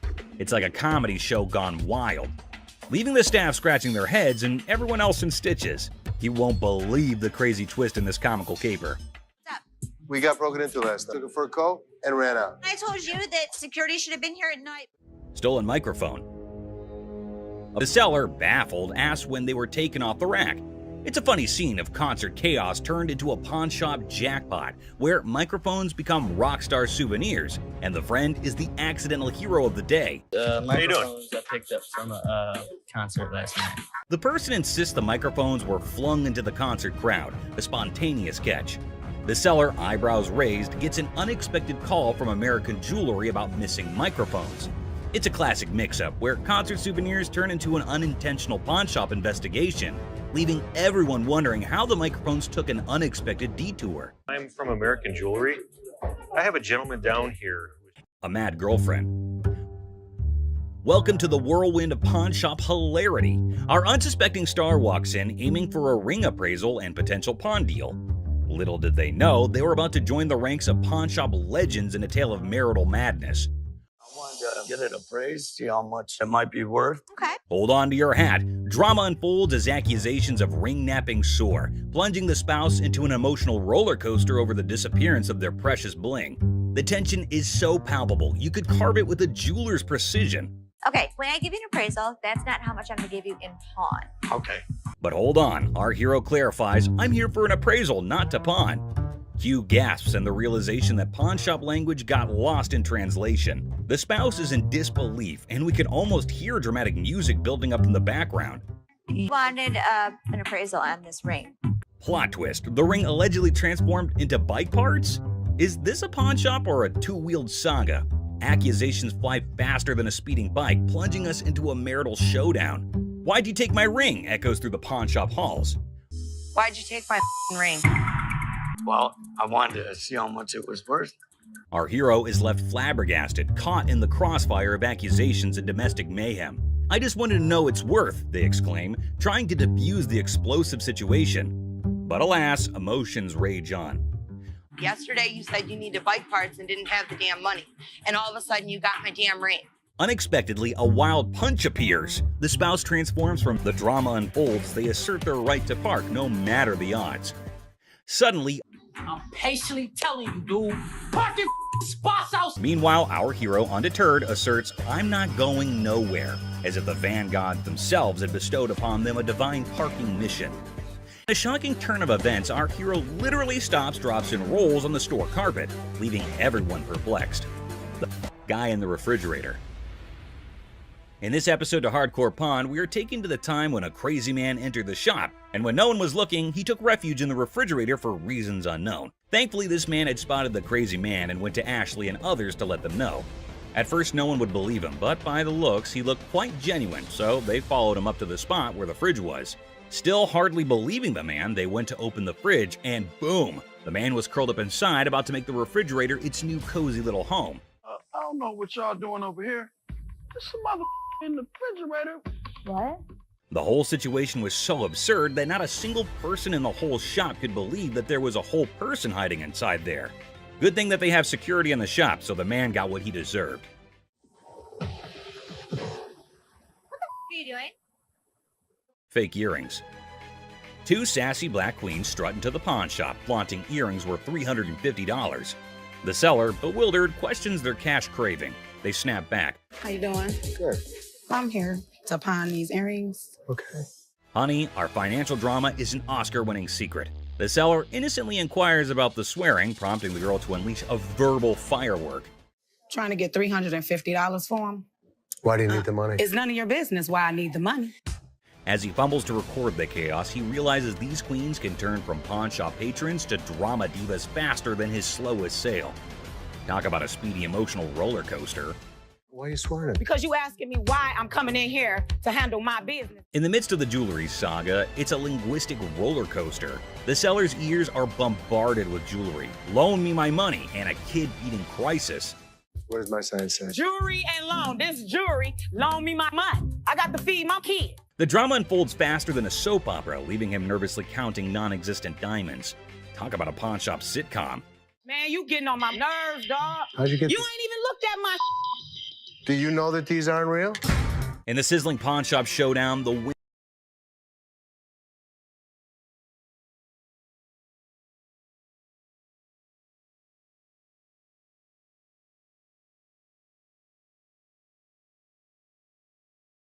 comedy gold. How the you gonna tell me just by looking at my that they not real? They're not real. As the Queen of Sass declares her exit, she throws shade like confetti. Insults rain down, targeting the seller's wrinkled up hair and questionable fashion choices. With a parting shot about a jury and long bow ass, she exits, leaving the pawn shop in stitches and the seller questioning his life choices. I ain't leaving this till you give me my money. I need my mother hair did. Coloring book. Ashley enters confidently, challenging authority. Seth tries to manage the chaos. Tension rises as they clash, leaving everyone puzzled. Don't come in here thinking that you know everything in your like. I didn't know you anything. should go off and like run back to Hawaii where you bought that shirt. Unearthed gems, a JFK coloring book from '62, and a Frank Zappa one from '82. Mom's surprise drawer is found. Now, the shop's in for a laugh, unraveling the tale behind these quirky relics. Hello. Hello. I have a John F. Kennedy coloring book from 1962 and a Laugh out loud scene as the seller confesses to buying a Frank Zappa coloring book at 25, never cracking it open. Now, with 3 daughters in college, it's a hilarious quest for cash. The quirky relics become the center stage for a funny exchange in the pawn shop. So why do you want to get rid of it since you loved him so much? well, I have 3 daughters in college and I need money. The negotiation dance continues as the seller justifies prices, leaving room for haggling. Tension rises comically as the buyer feels snapped at. The shopkeeper offers a research break, declaring, "I'm not in a hurry," in this pawn shop sitcom starring quirky characters. Okay, do you want to give me some time to do a little research on this, You can or? have all the time you need. I'm not in a hurry. The plot thickens as Ashley discovers the price coloring book online for $8.75, triggering a hilarious spat. I didn't say any of that Can to you you. read that?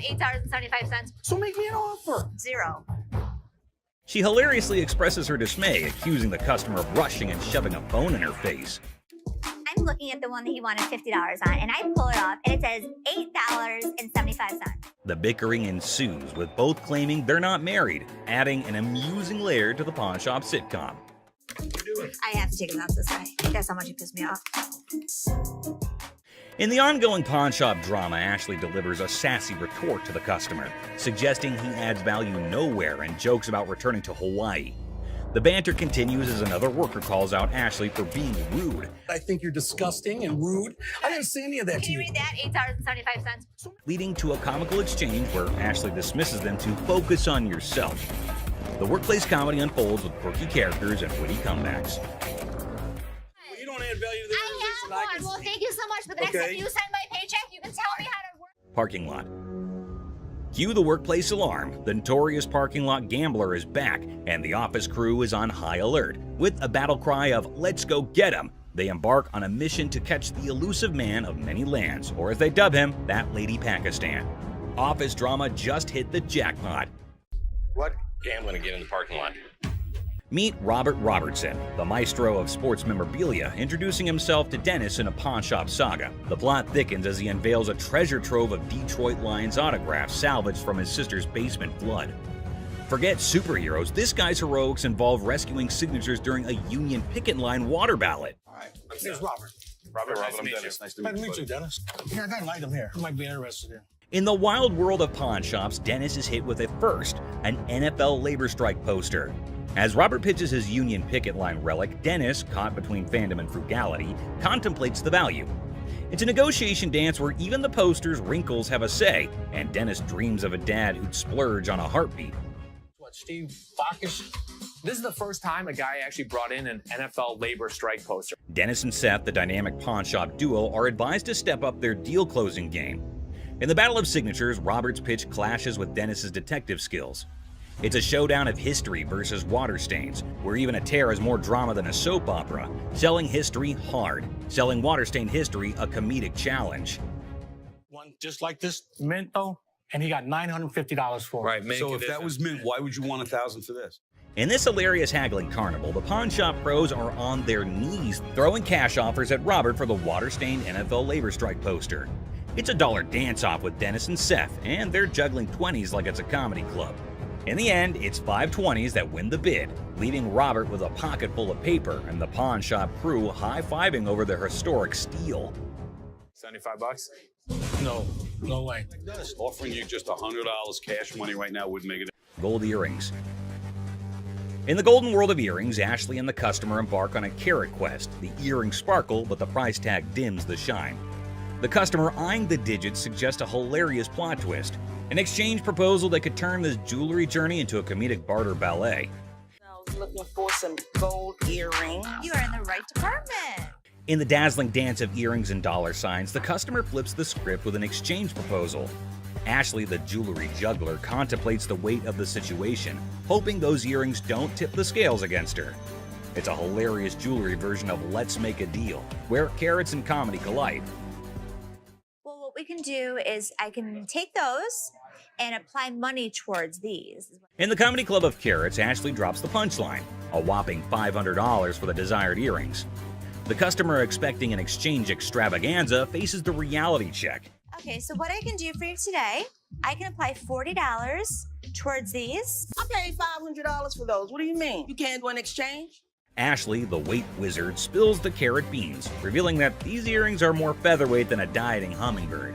It's a priceless jewelry negotiation that has the audience and the scales in stitches. Okay, I can't give you $500. Why you can't? Because it's not worth. In this comedy climax, the customer unleashes carrot chaos, insisting her earrings are weightlifting champions. The tension escalates as she dubs Ashley Boo, but a touch sets off a mini drama. I know how much these cost, boo-boo. Because you scream that they're gonna get you more money, boo-boo. The pawn shop becomes a carrot battleground, and Ashley's final offer of $175 is the punchline that sends the customer storming out, leaving the jewelry saga in a carrot cloud of comedy. Everybody else good. Pose made you Fake diamond. In this wild pawn shop showdown, two characters storm in like a tornado, armed with an attorney and a demand for $900. The seller, caught off guard, awkwardly requests a card while the attorney seems more like a background dancer in a chaotic legal dance. It's a scene where negotiations are more like a comedy sketch, leaving everyone wondering if they stumbled into a legal circus. I got my lawyer with me. This is wrong. Show me your card. I don't have a card with me. My attorney. Customer unveils a questionable earring, claiming it turned his ear into a rainbow. The seller, armed with skepticism and a keen eye, dissects the earring, declaring it a fake diamond disaster. So what do you want to do today? You want me Can to I get figure my money out? back? You want me to figure out why your ear's turning a different color? Is that a real diamond? Enter the legal cavalry. The customer brandishes a lawyer in the name of mismatched receipts and the ear that turned technicolor. It's a jewelry malfunction turned legal circus, and the pawn shop is now the stage for hilarious gemstone saga. This is not the correct earring for the receipt. Chaos ensues as the customer brandishes a jewelry store receipt like a wizard spell. The attorney, a sidekick in this legal circus, demands a refund for the rebellious earring. The seller, caught in the crossfire, faces threats of escorting and leg knocking, all while insisting they won't budge. It's a legal showdown where the only guarantee is a laugh-out-loud twist around every shiny corner of the pawn shop arena.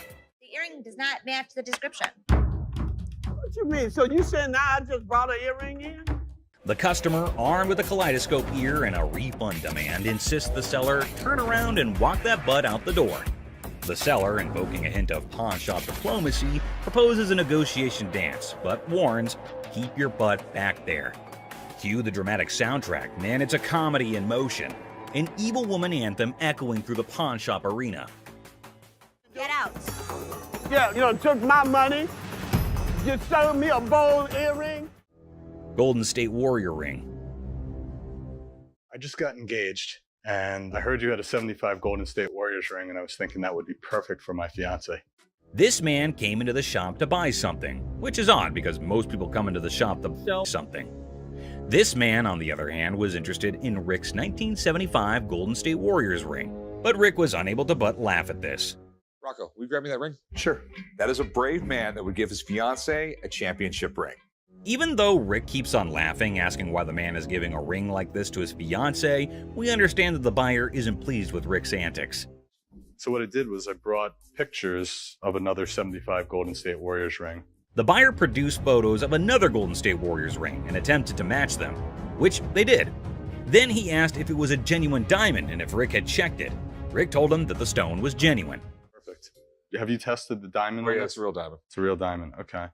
The buyer then proceeded to use his own tester to determine whether or not the diamond was genuine, as he was a collector and dealer of sports memorabilia himself. But as he went to test the diamond, it didn't pass. It's not testing.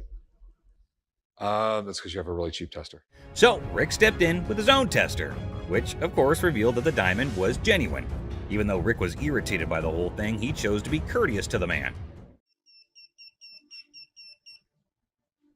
First find on mine. Okay. I will trust that.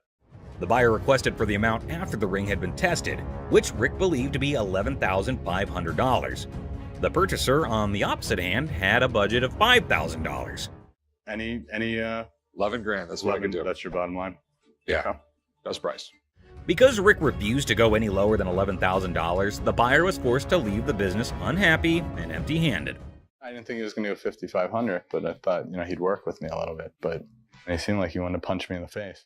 Wells Fargo's safe deposit box. What do we have here? Well, we got a Wells Fargo strong box. This man arrived with a Wells Fargo safe, an antique ball and chain, and a couple ancient handcuffs. The seller was asking roughly $2,000 for everything in the package. All right, well, tell me about these things. This ball and chain right here actually comes from the human prison. It's the oldest prison in the state of Arizona. Folsom Prison was Arizona's oldest prison, and the handcuffs belonged to it since the late 1800s. Here's my concerns. When they forged chains back in the 1800s, it was just hot welding together. At that time, it was all performed by the blacksmith, but the chains that the man brought in were all electronically forged. Not only that, but Rick had another major problem. Never in the history of any prison did they ever have their name put on the balls. What Rick was saying was that everything the man brought in was false, but the seller was not ready to believe Rick. It's fake. What makes you an expert on this stuff? I've been buying and selling this stuff my entire life. Even if the contents of the package were phony, there was a chance that the box itself was not. So Rick made a deal for the box and left the rest. Box, I'll give you $400 for it. I want $1,200 for it. No, you don't. And the transaction was completed for $400.50. The seller left, and Rick subsequently decided to consult with an expert about what he had purchased. Okay. 19th century strongbox, Wells Fargo.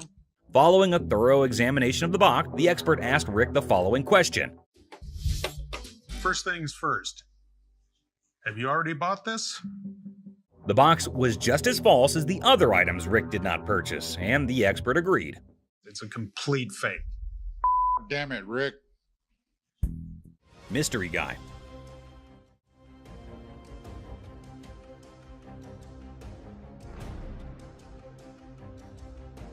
Right there.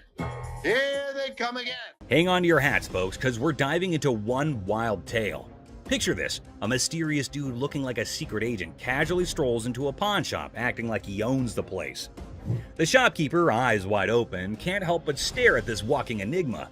I mean, who wouldn't? He's like a riddle on two legs. Now brace yourselves for the craziness escalates. Our mystery guy isn't flying solo. He's got not one, but two ladies in tow, a trio causing a ruckus. They swagger up to the counter, and out of nowhere, the guy dramatically declares that the ticket he's waving is faker than a rubber chicken. Everyone in the shop, imaginary files included, gasps in surprise. Her on the ring, or get the ring back. She's got a receipt. Let me explain to you. This is a counterfeit ticket. Hold on to your giggles. The shopkeeper, smelling something fishy, turns into a detective.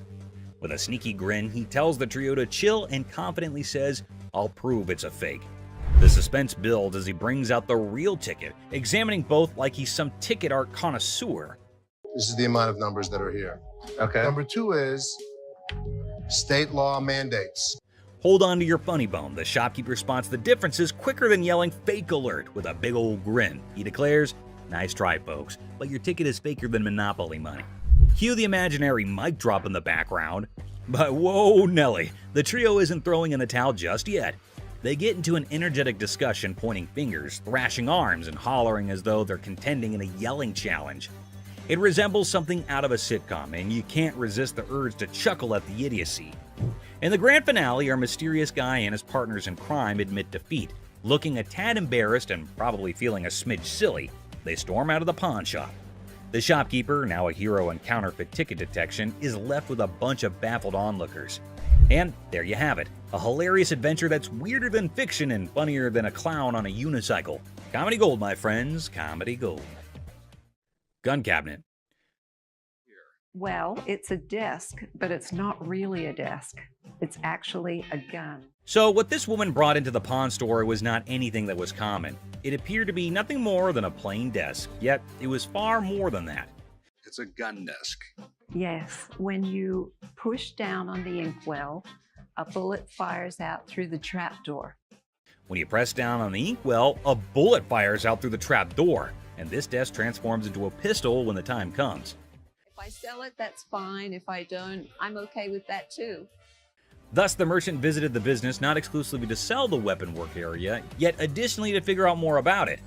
She needed to realize who possessed it, the way things were utilized, how old it was, and other such data. I was trying to figure out how to open it and had a really good look inside it and said, While hunting for a nice little desk, she came across this one. But when she got it home and attempted to open it up, that's where she discovered it wasn't what she thought it was. I've seen desks with hidden gun compartments, but I've never seen a desk as a gun. Rick thought it was something out of a James Bond movie, and he was so engrossed in it that he forgot he was actually pushing his face against a gun. Do you mind if I have a buddy look at this thing? Because I am just completely lost here. Not at all. Rick believed it was best to have an expert look at it after taking a closer look, so he called one. Gun. This is the gun. What? The master had never seen anything like it, and had no clue about what it was utilized for.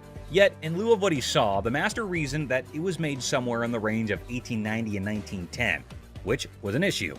Even though he couldn't guarantee it, the Pawn Stars may buy it in a gray area. Bring it to a gunsmith and have him professionally deactivate the mechanism. Then it can be legal to buy and sell. The only way to buy and sell it legally is to take it to a gunsmith and have him deactivate the mechanism. Only then can it be simply and legally acquired and sold. I wish I could help you out more. It's just one of those things. Thanks for bringing it in. Oh, you're welcome. Orange Bowl ring. I decided to come to the pawn shop today to sell my Penn State Orange Bowl ring from 1973. This individual then brought in an Orange Bowl ring from Penn State in 1973. He was in the shop trying to sell it since he needed the money for upgrading his house, and he reasoned that it must be valued at least $1,500. Where'd you get this? I went to Penn State and guy down the hall played on the team, and he needed some money, and I bought it back then. The seller claimed that one of the team members needed some cash and that the only thing he had was that ring. Thus, the man paid him the necessary funds and purchased this ring. It was Jeff Clark. He didn't play too much, but he was an outside linebacker for the team. This particular ring belonged to a linebacker named Jeff Park, who was a member of the squad even though he didn't play much. What are you looking to get out of it? I'd like to get $1,500. Okay. Just as he previously stated, the man wanted $1,500, but Rick needed to examine the situation more carefully before making any moves to get the ring. It was then that he discovered that the ring had a problem. The price is reasonable, but it's illegal for me to buy or sell anything when any identifying mark has been removed on an item. The ring was cool, but it was also reasonably priced considering that the engraving makes it completely identifiable. It was no longer lawful for Rick to purchase or sell this ring after the engravings were taken out. I'd be more than happy to buy it off you for $1,500. Problem is, it's like buying a car without a VIN number. The seller was a little confused as to how the removal of a few inscriptions might make the ring illegal to purchase or sell. As a result, Rick and Corey had to thoroughly explain everything to him and let him know that despite their best efforts, they're unable to handle it.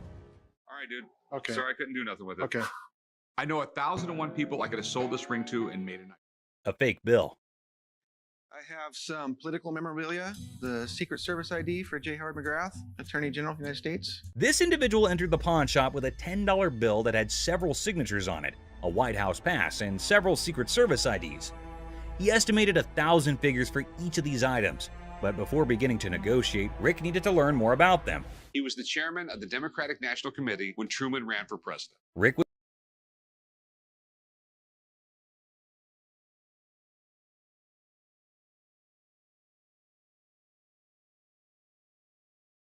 You got some neat stuff here, and these three things right here, I really want to get checked out.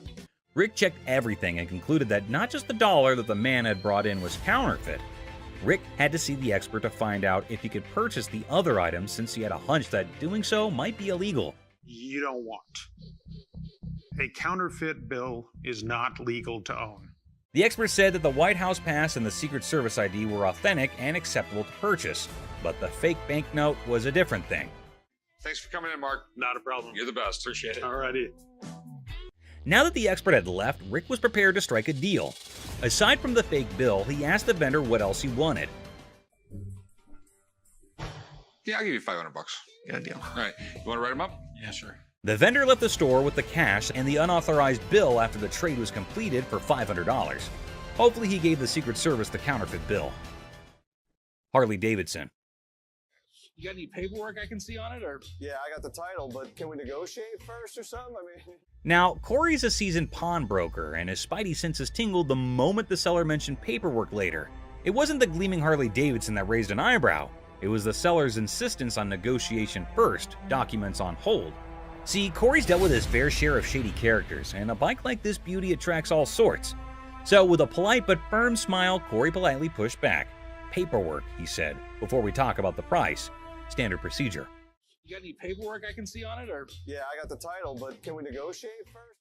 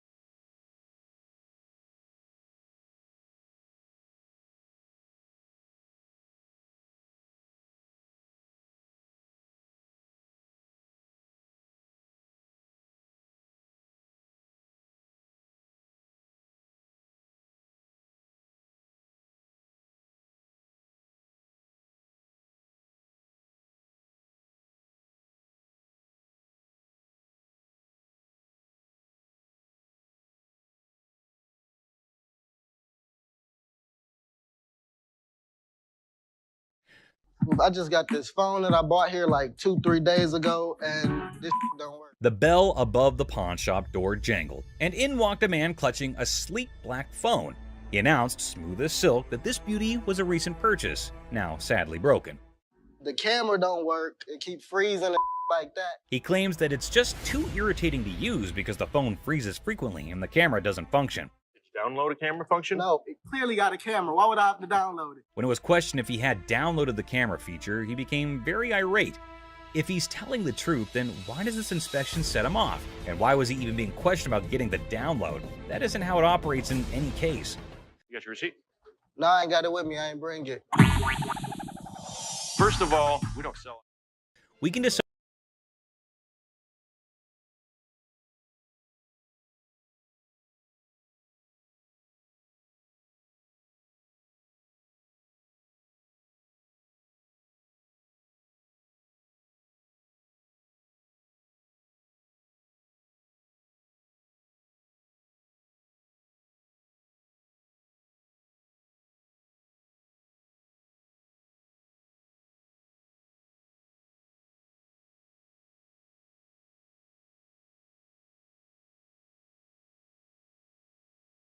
Another phone. If he said clearly one more time, I was going to clearly have to knock his freaking head off. We're all aware that Rich needs the receipt. You, my man, are not. Who sold the phone to you in the first place? Somebody. He here. When questioned who exactly had sold him the phone in any case, he quickly pointed at any random employee. But we haven't had one of those up for sale since I've been here in 6 months. I mean, I just seen you in 2 weeks. Furthermore, it appears that the youngster he pointed at didn't know why he was being called for. Thank you very much. I appreciate you coming on over here. You can go back to selling that computer. All Rich knows is that it's an iPhone, but he's more irritated by something else. What's more, clearly it was working out. Can you go show him how it works? Take a picture out in the parking lot. Nope. And then, like a burst dam, the story spills out. The phone wasn't his. The purchase was a shady deal in a back alley. The frustration wasn't with the camera. It was with the consequences. The cold sweat of a gamble gone wrong. With a sigh, Rich ushers in the man and his broken phone out of the shop. The heavy silence echoing their unspoken pact. The truth had been told, the game was over. That's all for our video. We hope you liked it. Please comment, like, and subscribe. Don't forget to hit the notification bell for more videos like this. share it with your family and friends. See you next time. Christina stealing money. Here's something curious happening. Les seemed to be very angry over that man. Don't know what that man was doing there and what he had done, which made Les angry. Let's see what will happen. Ant stole the leftover money. Everyone there is so angry. What is going to happen now? Les is curious as he is sure that Christina cannot do this kind of stuff alone. There must be some other people supporting her in his play. Les is taking it to extremes and asking again and again if there's another one with her. Have you been working with any other employee? No. All alone without any knowledge of anybody else stealing from us, correct? Oh God, he asked her to send her to jail if she did not speak the truth. Oh my God, things are getting worse. She's not telling anything. Mother-daughter fighting. So there's a woman coming with her daughter. She showed some pieces of bottle and a collection of stamps. According to her, it is worthy, but actually it is not. Les asked her that it is not that worthy. Oops, the mother got angry at Les, because for her, they are worth everything. What will happen now? So what you got? I got some really expensive stuff. Show me. Oh my God, the daughter charged a fire against her mother. You better don't. No, you. Girl, what the hell wrong with you? She triggered her and insulted her for her useless collections, and oh my God, look, they're about to have a deadly fight. Oh God, the mother scratched her daughter. Les is stunned. They don't want get off my. The mother and daughter are having extreme fighting conditions. Everyone around is watching them. Les is stunned and did not have any idea that this would happen, or it might be very casual to them. Get the up now. Okay, the guard has been called. The mother is still beating her daughter well and doesn't want to argue anymore. Both are screaming at each other. The security guard is letting them out. Oh my God, how embarrassing and strange it is to see mother-daughter fighting like that. The security guard gets them out and everyone is laughing at them. Astonished Les. I had to intervene. Okay. Man threatening Les. So a man entered the pawn shop and headed straight towards Les. Seems like it would be a happy deal with that cool customer. Okay, the man had an anniversary today, and so both are sharing some joys together. Seth and Les's fight. Les and Ashley seemed to be discussing some serious stuff. Felt like something serious had happened. Giving a 40,000 square foot free-for-all back there? That's no policy. What do you think brought us to here, Seth? But Seth is not getting anything. They are having a fight. Owner of the shop better than him. Les is stunned. Everyone around is listening and is terrified of what will happen now.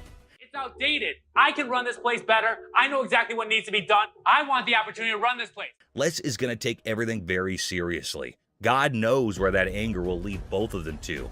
Les is tailoring Seth that he cannot do anything, and without Les, the pawn shop would close. No one can run the shop better than Les. But things are not getting cool. Seth yelled after Les and got out of the cabin. Ashley, listening to all this, is making fun. God, it is not that serious. Well, Les in his anger was constantly getting furious over that debate. Man got beaten by Les. A mess, but he's not stopping. I think he wants to insult himself. It will make things go mad. He is extremely screaming and trying to hit her out. That crazy man is calling death. The guard came trying to beat Ashley and getting over her. I need my money. What you so mad for? Go ahead. Man, they took my money, man. Today, we've got a wild ride for you on Hardcore Pawn with some idiots. Get ready for a roller coaster of laughs, absurdity, and unexpected turns on this episode of Hardcore Pawn, where the ordinary becomes extraordinary. A $3 bill. Hi, excuse me. Yeah. Hi, I'm looking for a watch, maybe about $100. I got $100 to spend. Well, look at this drama unfolding in our favorite pawn shop. A woman struts in like she owns the place. The owner, trying to impress her, showcases some bling, and she's all ears. It's like a weird dance of possessions.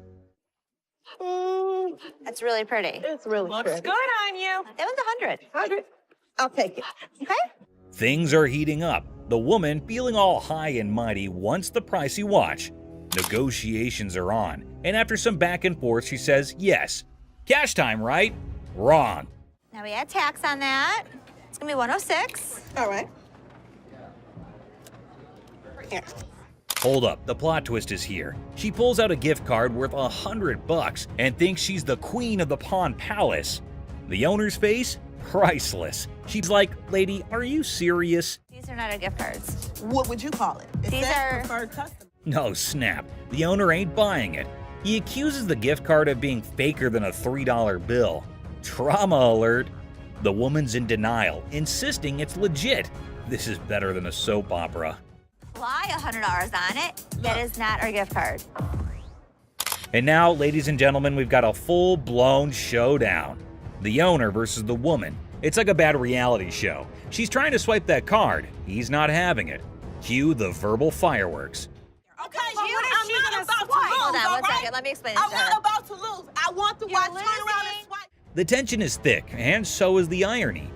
The woman's yelling, the owner's smirking. It's like a comedy sketch gone wrong. This fight is going in circles, and I'm here for it. You the ugliest two sisters I've ever seen in my life. Finally, someone with common sense. The owner kicks her out like he's escorting a misbehaving guest from a party. She's asking for directions like she's lost. Well, she kind of is, lost in her own questionable choices.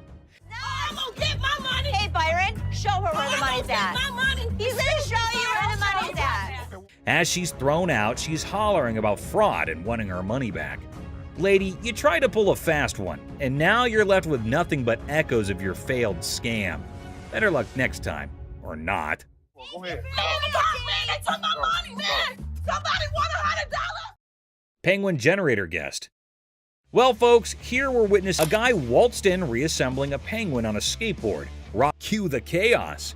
Security guards swoop in, dragging our penguin out like a grumpy rock star exiting the stage. Oh, you want to bet? Excuse me. Have a good day, sir. Hell no. No. Have a good day, sir. Gun desk. Today at the pawn shop, a lady brought in a mysterious desk that moonlights as a gun desk. A desk with a concealed firearm. She's clueless about its value, but is selling it like a quirky antiquity. If danger strikes, just push the button and file your stress away. Where in the world did you get this? I got it in an estate sale. I was just looking for a nice little desk to put a guest book on. Apparently, the lady got this gun desk from an estate sale, thinking it was just a cute desk for a guest book. The seller's reaction? He's seen hidden guns in everything. Swords, canes, cameras, but a gun-disguised desk? It's like 007's DIY project gone wrong. You're really not going to stop anybody if you shoot them in the thigh with a small 22 like that. Well, it's not even a regular 22. It's a 22 short or something, it looks like. The pawnshop seller, baffled by the antique gun desk, insists on a buddy inspection to verify its age. The buyer, eager for the coolest desk ever, is like, "Where's the gun, though?" Antique furniture shopping meets gun control comedy. This thing is a gun. You press there's the trigger. That falls down, hits the hammer. The bullet flies out this way. The second seller is utterly perplexed by the gun desk, questioning its practicality. He's pondering who would buy a tiny desk with a hidden firearm. Meanwhile, the buyer's probably thinking, well, it's the perfect desk for a high-stakes game of hide-and-seek. The other thing is, I don't know how old this thing is. The seller delves into firearm logistics, explaining the pre-1898 loophole and the concealed weapon twist. Meanwhile, the buyer's probably regretting not majoring in antique desk forensics. Okay, it's one to have a gun, but now you have a concealed weapon because it's a hidden gun. Have you had it apart? Yes. The seller navigates the murky waters of antique gun regulations. The buyer, eager for a legal loophole, contemplates turning the gun desk into a non-threatening relic. Antique buyer drama at its finest. Thanks for bringing it in. Oh, you're welcome. I really wish I could have bought this because the odds of another gun desk coming in here are slim to none. Super Bowl ring. Walked into the pawn shop like a Super Bowl champ flaunting a ring fit for the football gods. The seller's dreaming of a touchdown deal at $22,000. But he's ready to settle for $19,500 because even champions negotiate in the end zone. I'm looking to get anywhere from like 22 to 21,000 for the ring, but if 19.5 was to hit it, I'd take it. The seller got the ring from a forgetful wide receiver deal. It's from Super Bowl 39, and despite the shop owner's dislike for the Patriots, he acknowledges their success. An issue with the ring's mark is noted. If this Super Bowl ring is the real McCoy, it's worth tens of thousands of dollars. But a hand-engraved manufacturer's mark just doesn't seem right to me.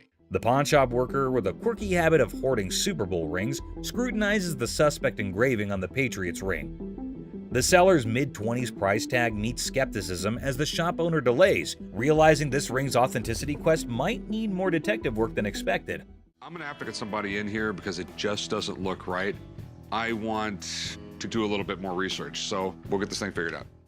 The seller's nervous about the big bucks, defending the ring's authenticity with player credibility. The pawn shop worker, still skeptical, calls in an expert, and in walks Jeremy, the ring detective, ready for some bling investigation. Now, rings that are given to players are far more valuable than if they're given to a front office staff member or something. The expert, dropping knowledge on the 04 Patriots ring, relishes Eagles' losses. He educates on the ring's bling, emphasizing player ring's value, and highlights the counterfeit struggle. The pawn shop now has a sports memorabilia professor. Usually you would see that not only in a different location, but it looks to be actually hand engraved rather than actually out of the machine.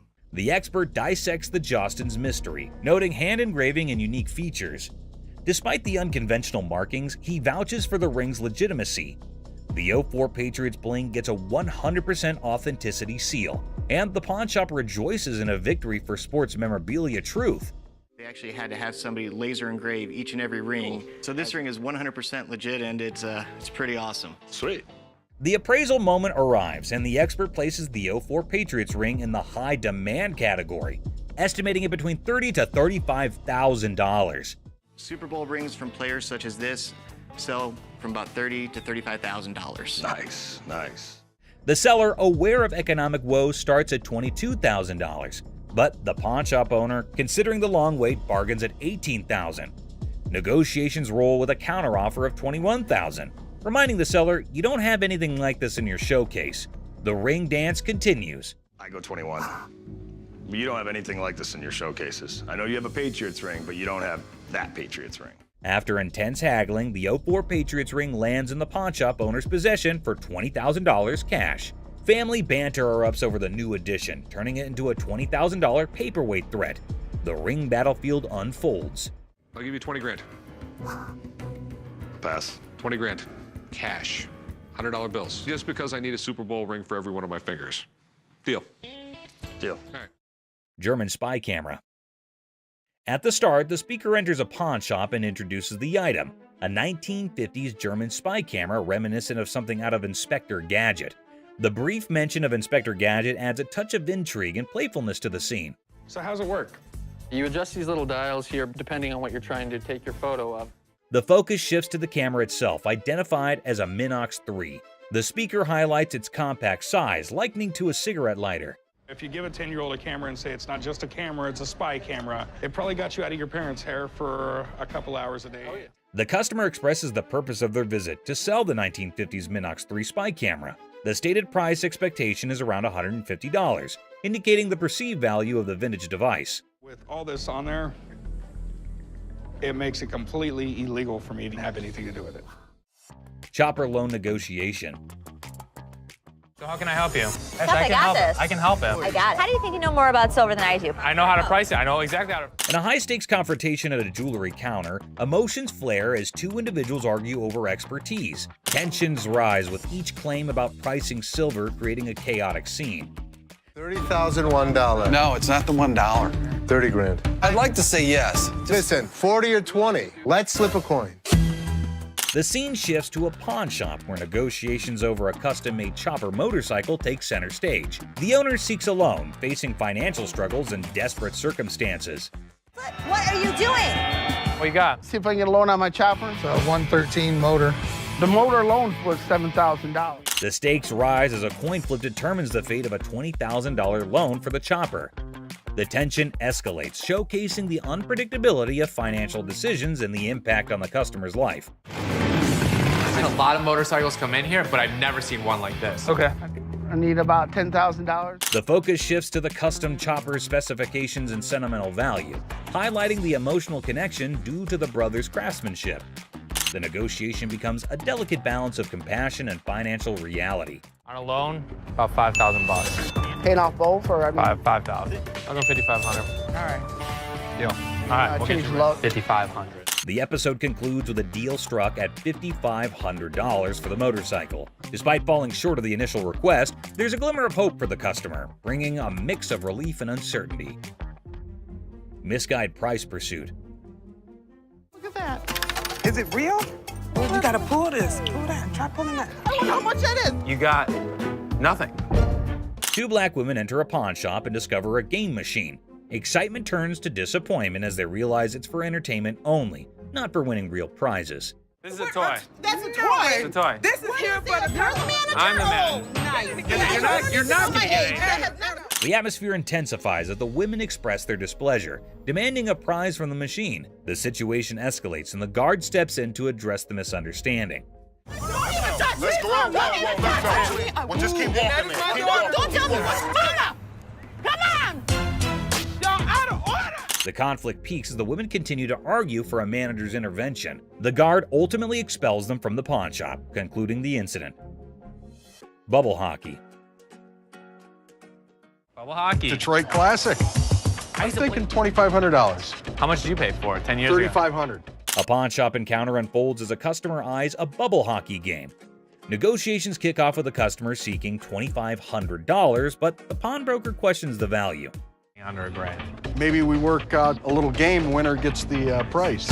$900 if you win, $500 if I win. Oh, can't do it. The negotiation continues with the pawnbroker proposing a lower price, suggesting a gaming duel to determine the final cost. The customer hesitates, seeking a higher amount.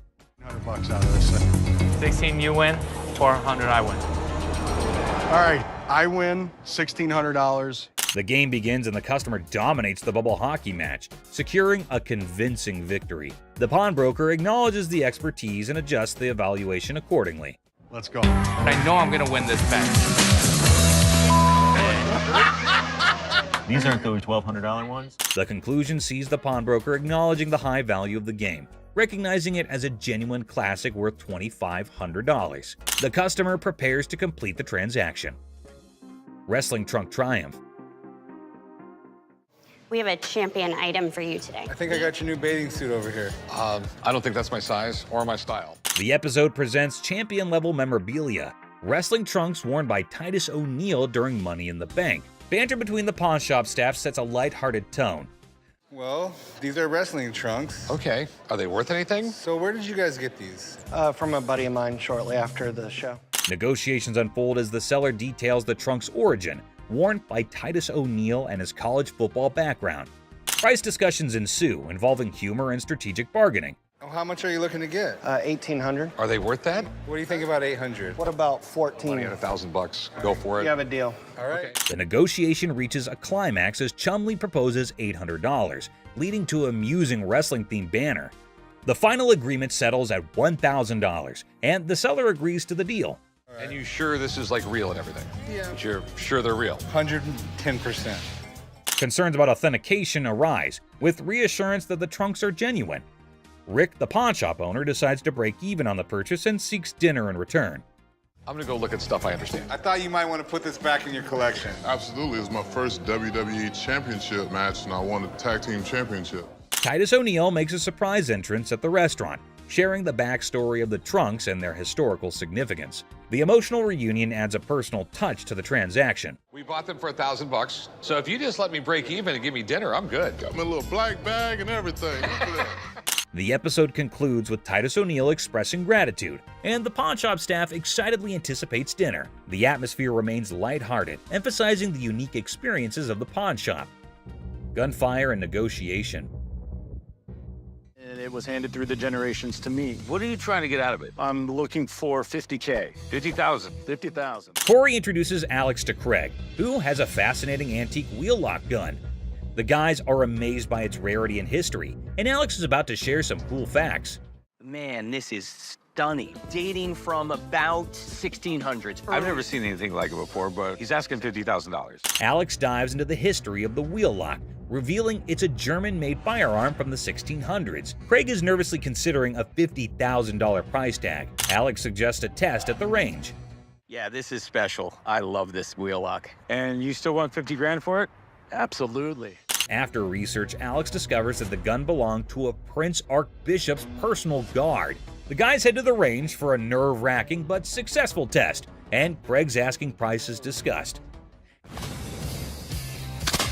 Nice! What do you think it's worth now? I think it's $40,000. In a quirky twist, Corey notices devil emoji targets for a gun designed to protect a Prince Archbishop. The gun fires impressively, and Alex estimates its value at $40,000.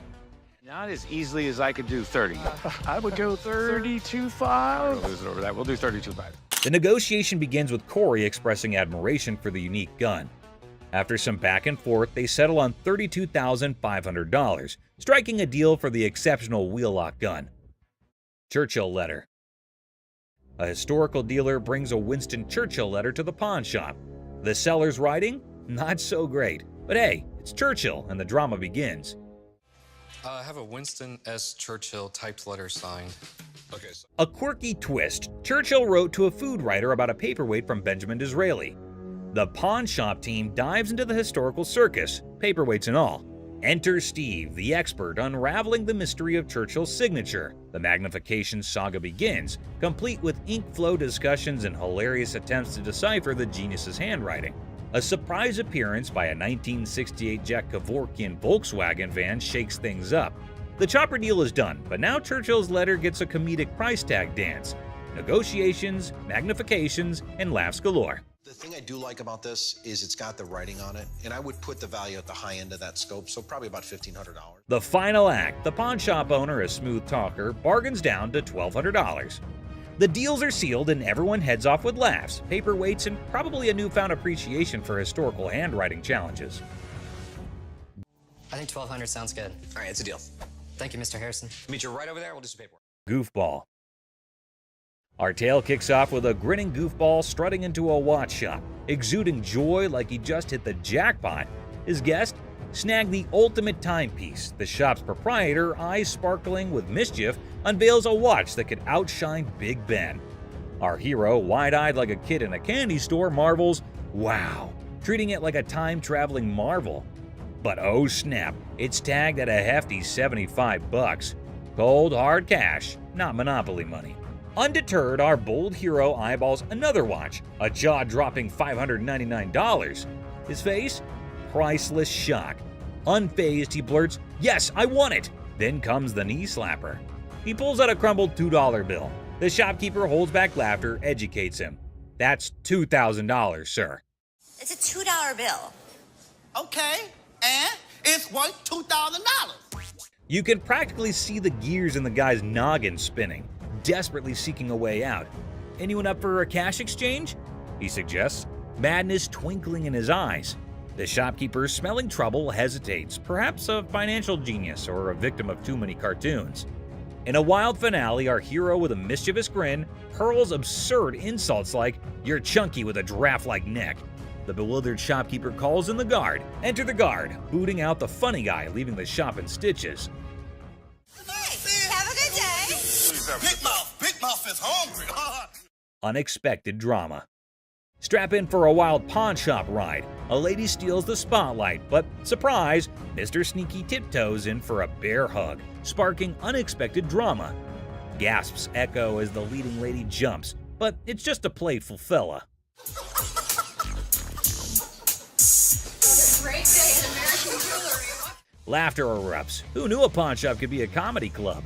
In this 6-second snippet, the pawn shop transforms into a stage for unexpected antics, surprising and delighting in this unlikely comedy setting. Great day at American Jewelry. What can I say? In the chaotic shop hustle, a dude flaunts a watch that could fund a small country. The shopkeeper, hungry for a bargain, attempts a haggling dance. But Mr. Watch Wizard wants stacks on stacks. I came over to sell a beautiful watch. Okay? Tell me a little about it. Cue the dramatic moment as the shopkeeper grabs him, yelling, "Hold up, time traveler!" Suspense builds as they investigate. Is it legit or a fancy imposter? Get ready for the ticking truth. So, can you come back in about an hour? No problem. Perfect. I'll see you in about an hour. Thank you. Picture our man playing Sherlock, sneakily starting the girl checking the watch. Instead of screams, laughter erupts. A mischievous symphony until the fun police arrive. An authoritative figure sternly commands, "Stop right there!" Giggles turn into awkward coughs. Lesson learned. Messing with the timepiece police is no joke. They keep the watch world in check. Somebody had it open. You can see how screwed up they made those screws. Someone did have it open? You can see. Business clash. A dramatic drama unfolds as Mark, introducing himself, seeks business from the owner. Tension builds with background music, setting the stage for unexpected confrontations. Clearwater, Florida, but I have family up here in Northville, and we're starting a towing company, recovery, impounding. Mark pitches his towing business, convinced it's a better venture. The owner, unimpressed, rejects the offer, leading to a clash of perspectives and business philosophies. Well, things happen. We don't have that problem because we have fences around the building. The owner dismisses Mark's proposal, asserting control over his domain. Well, I'm going to give you some paperwork to sign. I wouldn't sign anything because I don't need your services. The comedy irony emerges as Mark persists, unaware of the futility of his attempts to sway the determined owner. The owner bluntly shuts down Mark's pitch, labeling it a shakedown. Listen. No, you listen. You are not coming into my business and trying to shake me down. The dialogue becomes increasingly heated, with the owner refusing to entertain the supposed business opportunity. What would you call it? I call it a business opportunity. I'm not interested. Mark's exit is met with firm warnings from the owner. The situation ends humorously with a comment on Mark's nice car, injecting a light note after intense confrontations. I'll be back. If I were you, I wouldn't come back. Whatever. The gym brawl. So, watch this hulking bodybuilder guy, all muscles and bravado, strutting into a pawn shop with this wrecked workout thing that looked like it went through a blender. He was like a peacock on protein, thinking he set up a magic muscle worm. The shopkeeper, a guy with a face as serious as a freshly waxed dumbbell, raised an eyebrow at the smashed up widget on the counter. Hey man, I need to talk to somebody about this. This piece of junk I bought in here just a couple days ago don't work now, it's broken. Check out this masterpiece, our bodybuilder buddy declared, pointing dramatically at his broken workout thing. It's so messed up. I swear it's doing reverse squats by itself. The shopkeeper, squinting at the wreckage, deadpanned. Reverse squats, huh? Must be the newest gym craze. This thing obviously couldn't handle what I was doing on it, so 2 days later it don't even work, so. But our muscle hero was not giving up. Leaning over the counter, he claimed, "I want my money back." How about you just get my money, and then we won't have any more problems with this, but I need my money back. This thing's more of a comedy show than a workout. The shopkeeper, trying not to crack a smile, said, "Well, it's a one-of-a-kind piece, guaranteed to break the ice at any gym." Or what? Or what? There's gonna be a problem. How about what that? kind of problem is there going to be? Oh no, that's like a WWE scene. Our bodybuilder flexed his words and shoved the shopkeeper. "Give me my money or I'll turn you into a cardio machine for a month." And just like that, the pawn shop turned into a wrestling ring. Don't touch. Come on, come on, man, let's go.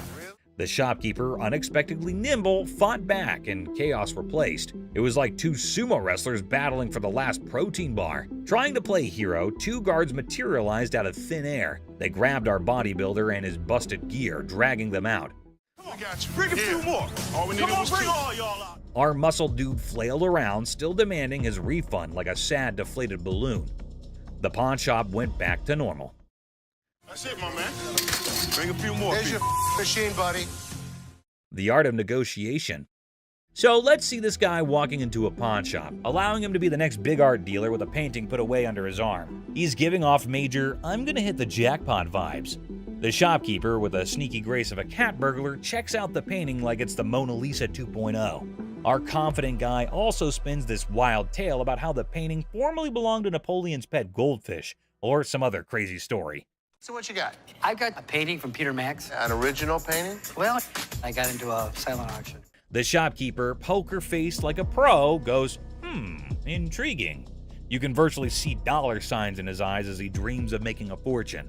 Now comes the big moment. Confident guy bravely says, "I want $3,000 for this masterpiece." Let's see if she can close a deal. Yeah, what is the bottom line? 3,000. No way. The shopkeeper, still all mysterious and cool, smirks and says, "I can do 1,500, or you can hit the road." 1,500 and we got a deal. It's like a Western showdown, but with money instead of guns. It's a take-it-or-leave-it situation. The confident guy, looking a bit less sure of himself, decides to pull a classic move, pretending to discuss it with his imaginary art expert friend. Maybe it's an unnoticeable chum with an art degree. While our hero is deep in discussion with his invisible art critic, the shopkeeper, beaming like a Cheshire cat, decides to up the figure. I know there's a market for it. So $1,500, I think, is pretty good. They need to take the money and run. He counts out $1,500, slams it on the counter as if to say, "Take the cash and run, chum," or say farewell to the deal of a lifetime. 1,500. All right. In the end, the confident guy, now looking further confused than confident, grabs the cash and virtually sprints out of the shop. And that is how a pawn shop turned into a comedy stage, starring Mr. Confident, the mysterious shopkeeper, and an oil with a Napoleon-connected goldfish. Art, my friends, might be priceless, or at least worth $1,500. Peter Max. Seat showdown comedy. In a strange pawn shop turned into an airplane seat sale, things got wild when a gutsy and unusual woman decided to turn the whole event into a comedy show. Picture her like a sneaky cat strolling over to a chair and ignoring the "don't sit" sign as if it were garbage. It was as if your rebellious grandma suddenly took center stage, tossing caution and posters to the wind.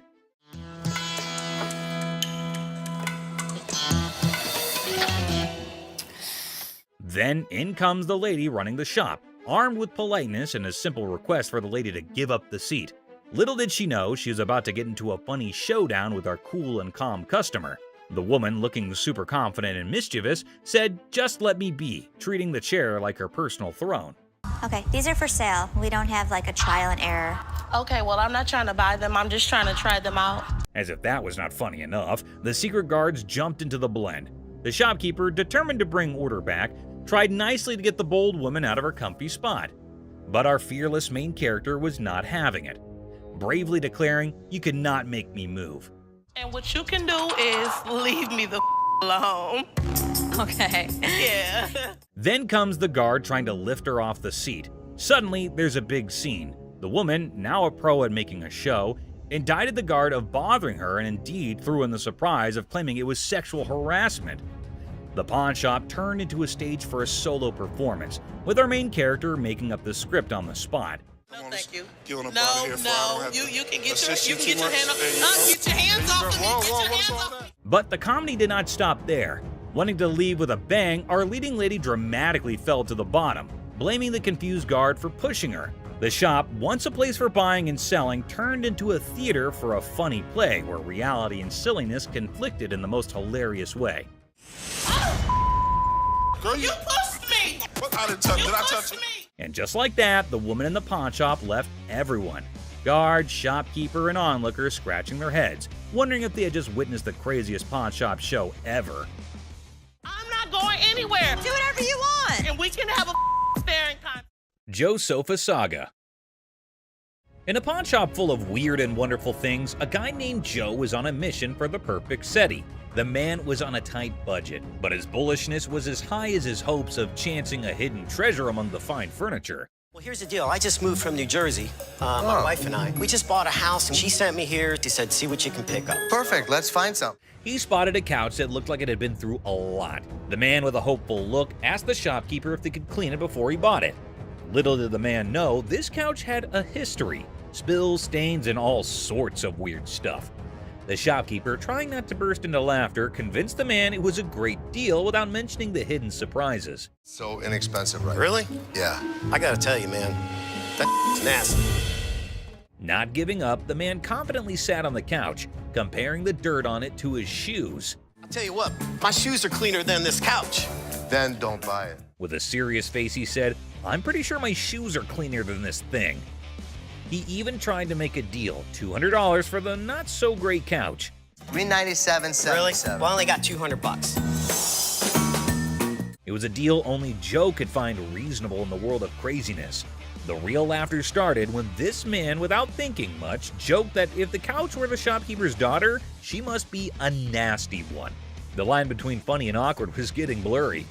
We had a reupholstered and I gave it to Ashley. Is that right? Yeah. Is that your daughter? That's my daughter. She must be nasty, too. Out of the blue, a guard, called in by the offended shopkeeper, rushed in like a superhero. Joe was lifted off the couch and thrown out of the store, leaving everyone laughing. Yeah. Walk out. Walk out, my man. The pawn shop adventure had ended, but the story of Joe and the not-so-clean couch was sure to be a tale told with giggles and grins for years to come. Yes, sir. Go someplace else. That's the dirty D right there, baby. Comic pawn shop confrontation.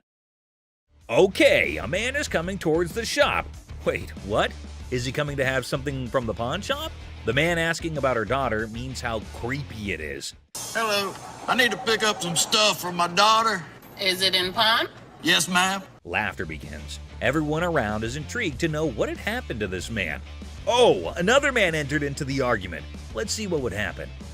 Man accusing the shop owners of stealing. How crazy this man is, constantly accusing them of being thieves. No, I want the stuff. Yeah, but without the ticket, we can't give it to you. The man is constantly infuriating them and sees he has come out the carbon. Who knows what will be the end of this nonsense fight? Oh, they're about to have the piercing argument. I'm here, I want the stuff now. And what's he gonna do? The man called the guard to throw him out, but see, the man is not in control. He is constantly arguing and challenging them without knowing the fact of the danger he's really in. Oh God, he's challenging the massive guard! The guard stopped him and said, "Don't touch me," but the man was not understanding. Hey, I ain't scared of him! Is he serious? Calling his death to come earlier. The guard, in his fur, sent the man out. The really funny moment for all because the stupid man in his arguments really put him into account. Hey, you can't get... Hey, I want my stuff! I tell you what, big boy! Hey! Battle for sanity. Well, folks, take a look at the pawn shop's front yard. It's like a bustling highway out there. The crowd has formed a lane longer than my grandma's stories. And guess what? The sanity levels are off the charts. It's like a contest for who can stay the sanest. Now, hold your horses because here comes the geniuses. These folks are more interested in the pawn shop than a cat in a laser light show. Well, he's from California. Look at all these idiots. They've gathered like it's the grand opening of the Pawn Shop Olympics. What's the big attraction, you ask? Maybe they're expecting a magic show, or perhaps the pawn shop secretly giving away free wisdom. Or, here's a wild thought, they're gearing up for a full-scale aggression mission against the poor souls inside. Watch out, world, we've got a pawn shop revolution on our hands. Stay tuned and remember, in the pawn shop chaos, sanity reigns supreme. Good luck, brave souls. That's not. Clueless heist hijinks. Well, howdy there, folks. We've got a Lone Ranger in the pawn shop, sipping on his secret drink like he's the king of mystery. Little does he know, he's the star of a hidden camera show. Talk about being clueless and camera shy. Hold your horses. Looks like our man might be plotting some grand heist, doing his best Sherlock impression. He's scouting the joint, probably trying to find the perfect spot for his not-so-genius plan. But wait, he's still in the game. What on earth is he searching for in the pawn shop? Maybe lost treasure for his car keys? The suspense is killing me. Oh dear, he's now at the other counter. This fella is like a headless chicken wandering around without a purpose. Somebody give him a map or a snack at least. Buckle up, folks. Our wannabe detective just upgraded to a full-blown thief. Watch him waltzing around planning the perfect crime, and bingo! He pulls off a smooth exit, leaving the scene like he just won a game of hide-and-seek. Hold your belly laughs, our genius thief is back on camera, sneakily hiding his loot in his trousers. Smooth moves, my friend, smooth moves. And there he goes, strolling out of the pawn shop like he's won the lottery. Thinks he's the mastermind of the century, leaving behind a trail of stolen goods and a whole lot of laughs. What a character. Antique computers. Have a good day. You wonderful. So much. You too.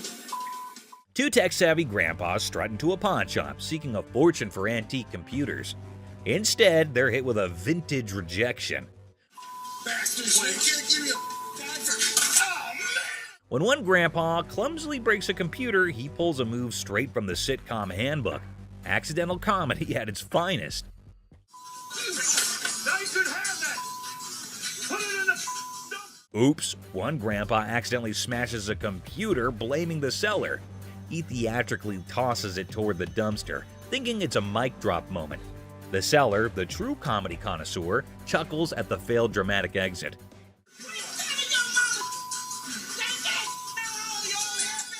Here comes the queen of sass. A lady emerges roasting the old hillbillies and offering them an A-grade exit.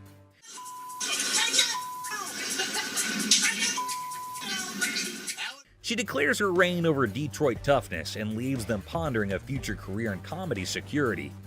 Cue laughter. Exit stage left. Ex-couple. Hello. Hi, how are you? I'm good, how are you? I'm fine. I'm actually looking to pawn these 2 watches. In a pawn shop, a young couple walked in to sell 2 watches. Ashley, the shop owner, greeted them. You guys dating, married? Was engaged, but not anymore. When she asked about their relationship, the boy explained they used to be engaged, but are now exes because both of them cheated on each other. Okay, so you want to sell them, correct? Yes. And how much were you looking for? Despite their turbulent exchange, Ashley inquired about the watch's value. This one I am not interested in because we don't take this brand. You'll take that brand. Ashley noticed the watch's flaws, and when the girl mentioned a particular brand, the boy claimed it was fake. You are more than welcome, to leave that here and we can send it out to get the crystal replaced. As Ashley attempted to facilitate the watch sale, the ex-couple's argument escalated. No, what's she talking We ain't got all day. No, you weren't. Shut up. The situation took an unexpected turn. You never had no life before me. I won't. You never had no life before me. Girl slapped the boy, turning the pawn shop into a battleground of emotions. Had no life before me. Let's go. Let me go. Let's go. Let me go. The situation escalated post-slap as the boy, fueled by anger, forcefully dragged the girl outside. I walk outside and the lady comes back for her watches. I wish you luck. Ashley returned the watches to girl by going toward them and wishes them good luck. Shark costume.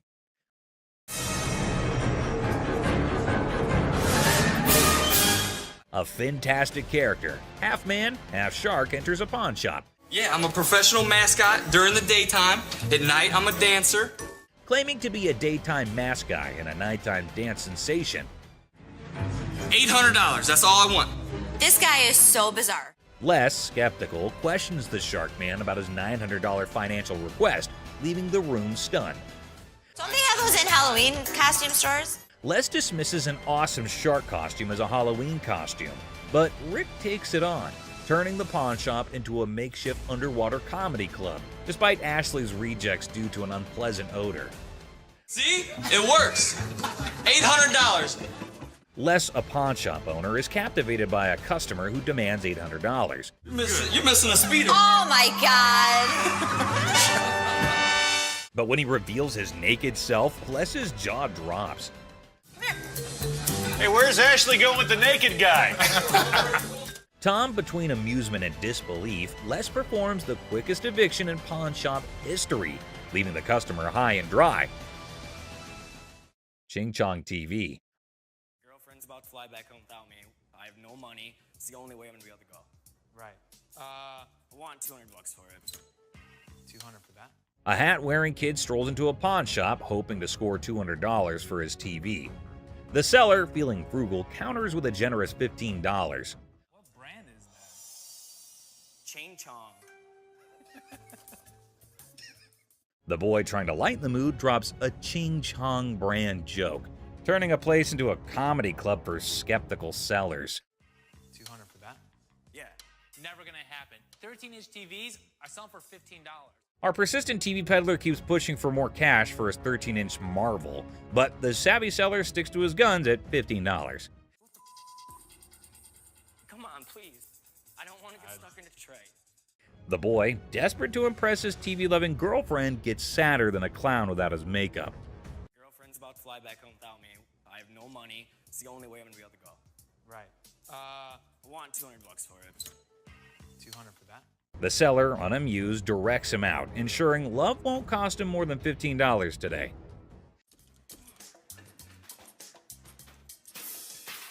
In a fit of frustration, our TV tosser storms out, giving the shop a kicking and throwing his TV into a dumpster like it's a basketball shot gone wrong.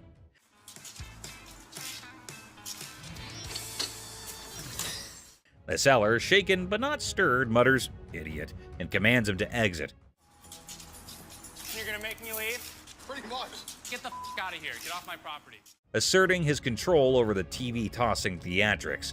It's a dumpster diving comedy masterpiece in 3 acts. Brain, not brawn. I got a loan on my wife's ring. Yeah? And when I first started coming here, I got a VIP card. I got more on the loan. Now you guys put me to a gold card, and I get nothing out of it. A bald customer, frustrated over a loan on his wife's ring, seeks resolution from the manager over a VIP card upgrade and the perceived lack of benefits. Tensions rise as they discuss the situation.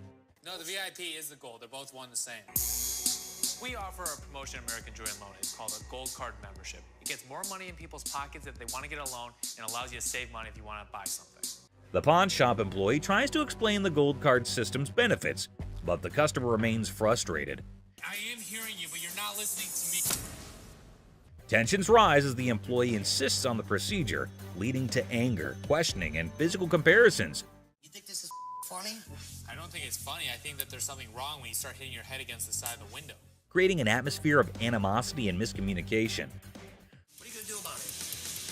I'm not going to do anything about it. What are you going to do about it? The customer and employee engage in verbal sparring, escalating tensions. Whatever I have to. You need to get out of my face, bro. Okay, sorry, let me scoot back. Really? The guard asserts their position, urging the customer to step back. The customer refuses, escalating the confrontation, leaving the atmosphere charged with hostility and unresolved conflict. Hell no. You want some? Whatever you got to bring. Come on. The customer's unwelcome invitation intensifies, leading to an unresolved atmosphere. Hello. That's what I thought. The customer's confrontational tone suggests a potential fight, escalating tension and the possibility of a physical altercation. Volkswagen van. Good. I'm Les. John. What the hell is it? This is a 1968 Volkswagen van owned by Dr. Death, Jack Kevorkian. Hold on to your seats. A 1968 Volkswagen van, once owned by Dr. Death, rolls into the pawn shop. Les is on the case, exploring this piece of history. Weirdness level maximum. I have everything documented. How much do you want for this thing? I'm looking to get in the 6 figures. The seller dreams of 6 figures for the van, but reality check. 20 grand? No. 25 grand. Negotiations go from 20 grand to a wild coin flip for 30 grand. Les, you mad genius. Oh my God. My dad's gonna leave everything to chance on a $20,000 coin flip? What are you doing? Seth and Ashley can't believe Les's coin flip antics. He's risking 20 grand just for a chance at 30 grand. The drama unfolds like a high-stakes comedy. Heads. Les, you wild card. The coin flip drama continues, with drum roll and laughter. Heads. Nails it in. Thank you. Thank you very much. Yeah. Perfect. Good deal. The van deal is sealed at 20 grand, leaving everyone amused and baffled. What a ride! No question. I proved to my kids I still got it. Les, the coin flipping legend, celebrates his 20 grand win. Laughter echoes as the deal concludes. The van's bizarre journey adds a hilarious chapter to pawn shop history. Ring drama. So what can I help you with today? I got this ring right here. I wanted to get it appraised, see how much it might be worth. Hey, listen up, people. Commodity Wild just happened at the original pawn shop. Imagine this dude who looks like he just rocked out at a concert stepping in, holding a ring that has probably seen more action than a library book. The crazy twist? He's not there to show it like a rock star. He's trying to sell the thing. I also wanted to know how much you guys would give me for it. Like as a pawn, and then I pay it back. Okay, when I give you an appraisal, that's not how much I'm gonna give you in pawn. So he's all proud, telling the pawnbroker how this ring is worth a ton of money, when, out of nowhere, a lady burst in like a storm. What the are you doing? She's on a mission to figure out why her precious ring is about to be someone else's fancy jewelry. Cue the dramatic music, folks. Why'd you take my ring? Well, I wanted to see how much it was worth. Bull. Now, our rock star wannabe is caught red-handed, dealing with an angry lady dead set on getting her shiny thing back. It's like a soap piece crashing into a rock concert, and the pawn shop is the main stage. I just wanted to know how much it was worth, that's all. You're a liar. Why'd you take my ring? I'm sorry. What?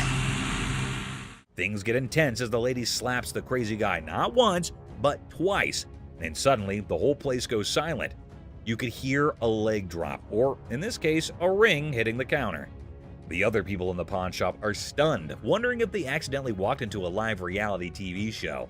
You're a idiot. Can I just have my ring? Well, Yeah, he's it's the one that hers. gave it to me. That's hers. Just give me my ring. Our lady does not waste any time. She grabs the ring back, making it clear her bling is off limits. Ring out. The embarrassed and confused rock star lookalike gets pushed out of the pawn shop by the triumphant lady. There you have it, folks, a ridiculous blend, up and a super dramatic autumn at the pawn shop. Turns out the real treasures are not just the bones for trade. Who would have allowed pawn shops could be this amusing? Stay tuned for the coming occasion of pawned out drama. Clown Prince. In a small pawn shop on the corner of Chuckles Street and Guffaw Avenue, things got really funny one day. A guy walked in with so much makeup on his face that he looked like he just stepped out of a play.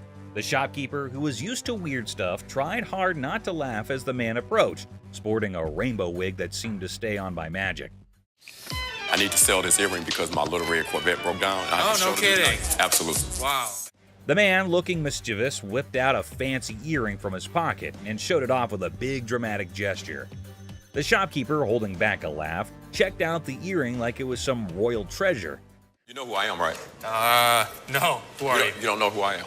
But actually, it looked more like a toy you'd find in a cereal box than something fit for a king. 1,000. I'm just asking for 1,000 just to get my limo. No. That's not real. You gonna help me out? Excuse me? That's a real earring, but it's not real diamond. Are you kidding me? Ignoring the fact that the earring was probably fake, the guy started dancing like he was the star of his own circus. Prince, right? Prince, absolutely. Wow. He even gave himself a royal title, calling himself Prince. The shopkeeper, now thoroughly entertained, clapped along as the guy did his goofy dance. With a cheeky smile, Prince claimed the earring was a super precious diamond passed down from his clown ancestors. The shopkeeper played along, giving praise to this pretend royal jewel, while secretly thinking it would make a great prop in a comedy act. As the funny business came to an end, Prince, not ready to leave without a big finish, spun back to the counter and started another round of funny moves. The shopkeeper and his assistant struggled to hold in their laughter, tears rolling down their faces as the wacky Prince danced out the floor, leaving behind a funny feeling that stuck around even after the rainbow wig was out of sight. Boss's TV fiasco. Hey everyone, gather around, because something straight out of a funny TV show just happened at the local electronics store. Imagine this. The big boss barges in like a storm on way too much coffee. Didn't I tell you guys to restock the TV shelf? Didn't you see I was just with a crazy customer? Yelling about wanting to grab some TVs. I mean, who does not suddenly crave a TV spree, right? Now, the poor workers are stuck between a rock and a high-tech place and cannot take the boss seriously. I mean, who could? It's like the boss watched too many action movies and thought today was the day to be an action hero with innocent flat screens. I gave you a job to do and you didn't do it? Dad, you told us we were like little kids. How does a baby know how to, do inventory? But stay, there's a twist. The main character, the boss, realizes things are serious and decides he needs backup. So, what does he do? Grabs his assistant like they're partners in a buddy cop movie. Hey, no, what the hell with it? I'm gonna do it myself. Bobby J, do me a favor. We need to go pull some TVs. To help with this crazy TV mission. Because obviously snagging TVs is a job for a dynamic brace. Ash, Seth, right now. Right now. What? Right now. Let's just went down. What? Let's went down. But wait, there's more sitcom gold. Out of nowhere, another assistant rushes over to the boss's kids looking really upset. Why? Just went down. What? Let's went down. Dad, you all right? Well, turns out the master is now on the floor. Yep, the guy who was on a TV conquest is now chilling on the cold floor of the electronics aisle. Well, we have an emergency here. What happened? Did he say something hurt? No, he didn't say anything. We're pulling TVs. They call emergency services because apparently this is not just a shopping spree. It's a full-blown crisis.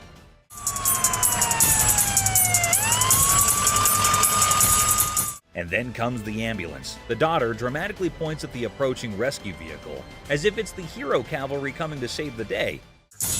My dad's always been the strongest person I know, and right now he's completely helpless.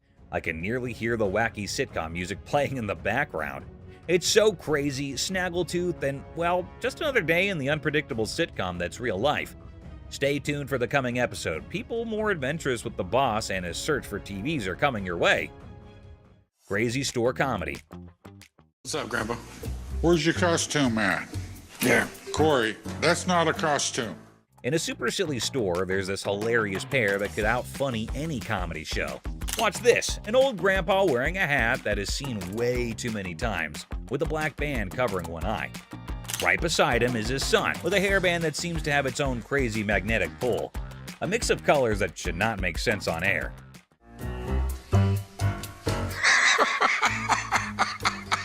What? So, a regular customer walks in thinking they're just here for a normal shopping trip.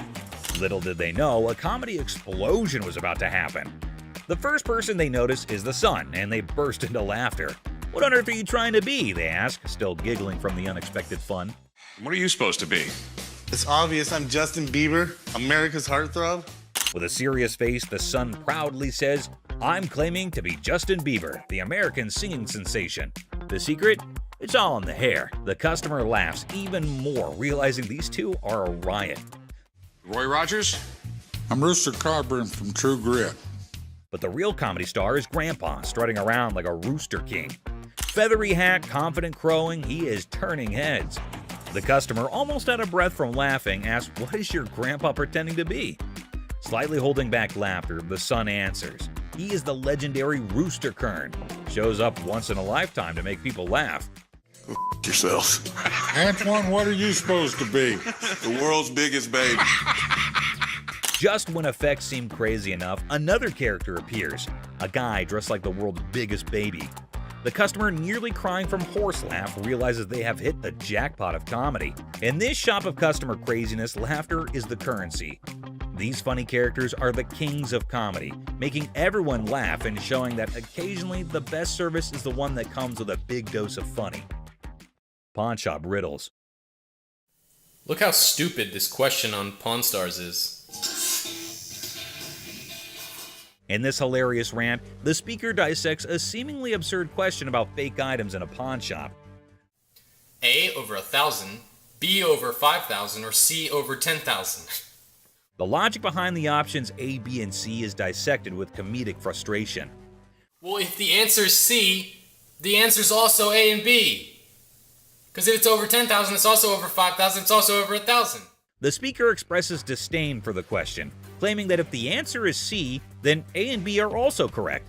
I mean, most of the shit that comes into the pawn shop has got to be fake. They've been in business for years and years and years. The absurdity of the question and the presumed obviousness of the answer are highlighted. God, what a stupid question. The speaker ridicules the question's simplicity, asserting that there's no way to get it wrong. The tone is sarcastic as they emphasize the lack of challenge in the question. Anticipation builds as the speaker eagerly awaits the genius-revealed answer. The expectation is set for a straightforward solution to the seemingly senseless question. The speaker's reaction is a mix of frustration and amusement as the answer confirms the over 10,000 scenario. The comedic exasperation with the question's lack of complexity is evident. That's all for our video. We hope you liked it. Please comment, like, and subscribe. Don't forget to hit the notification bell for more videos like this. Share it with your family and friends. See you next time.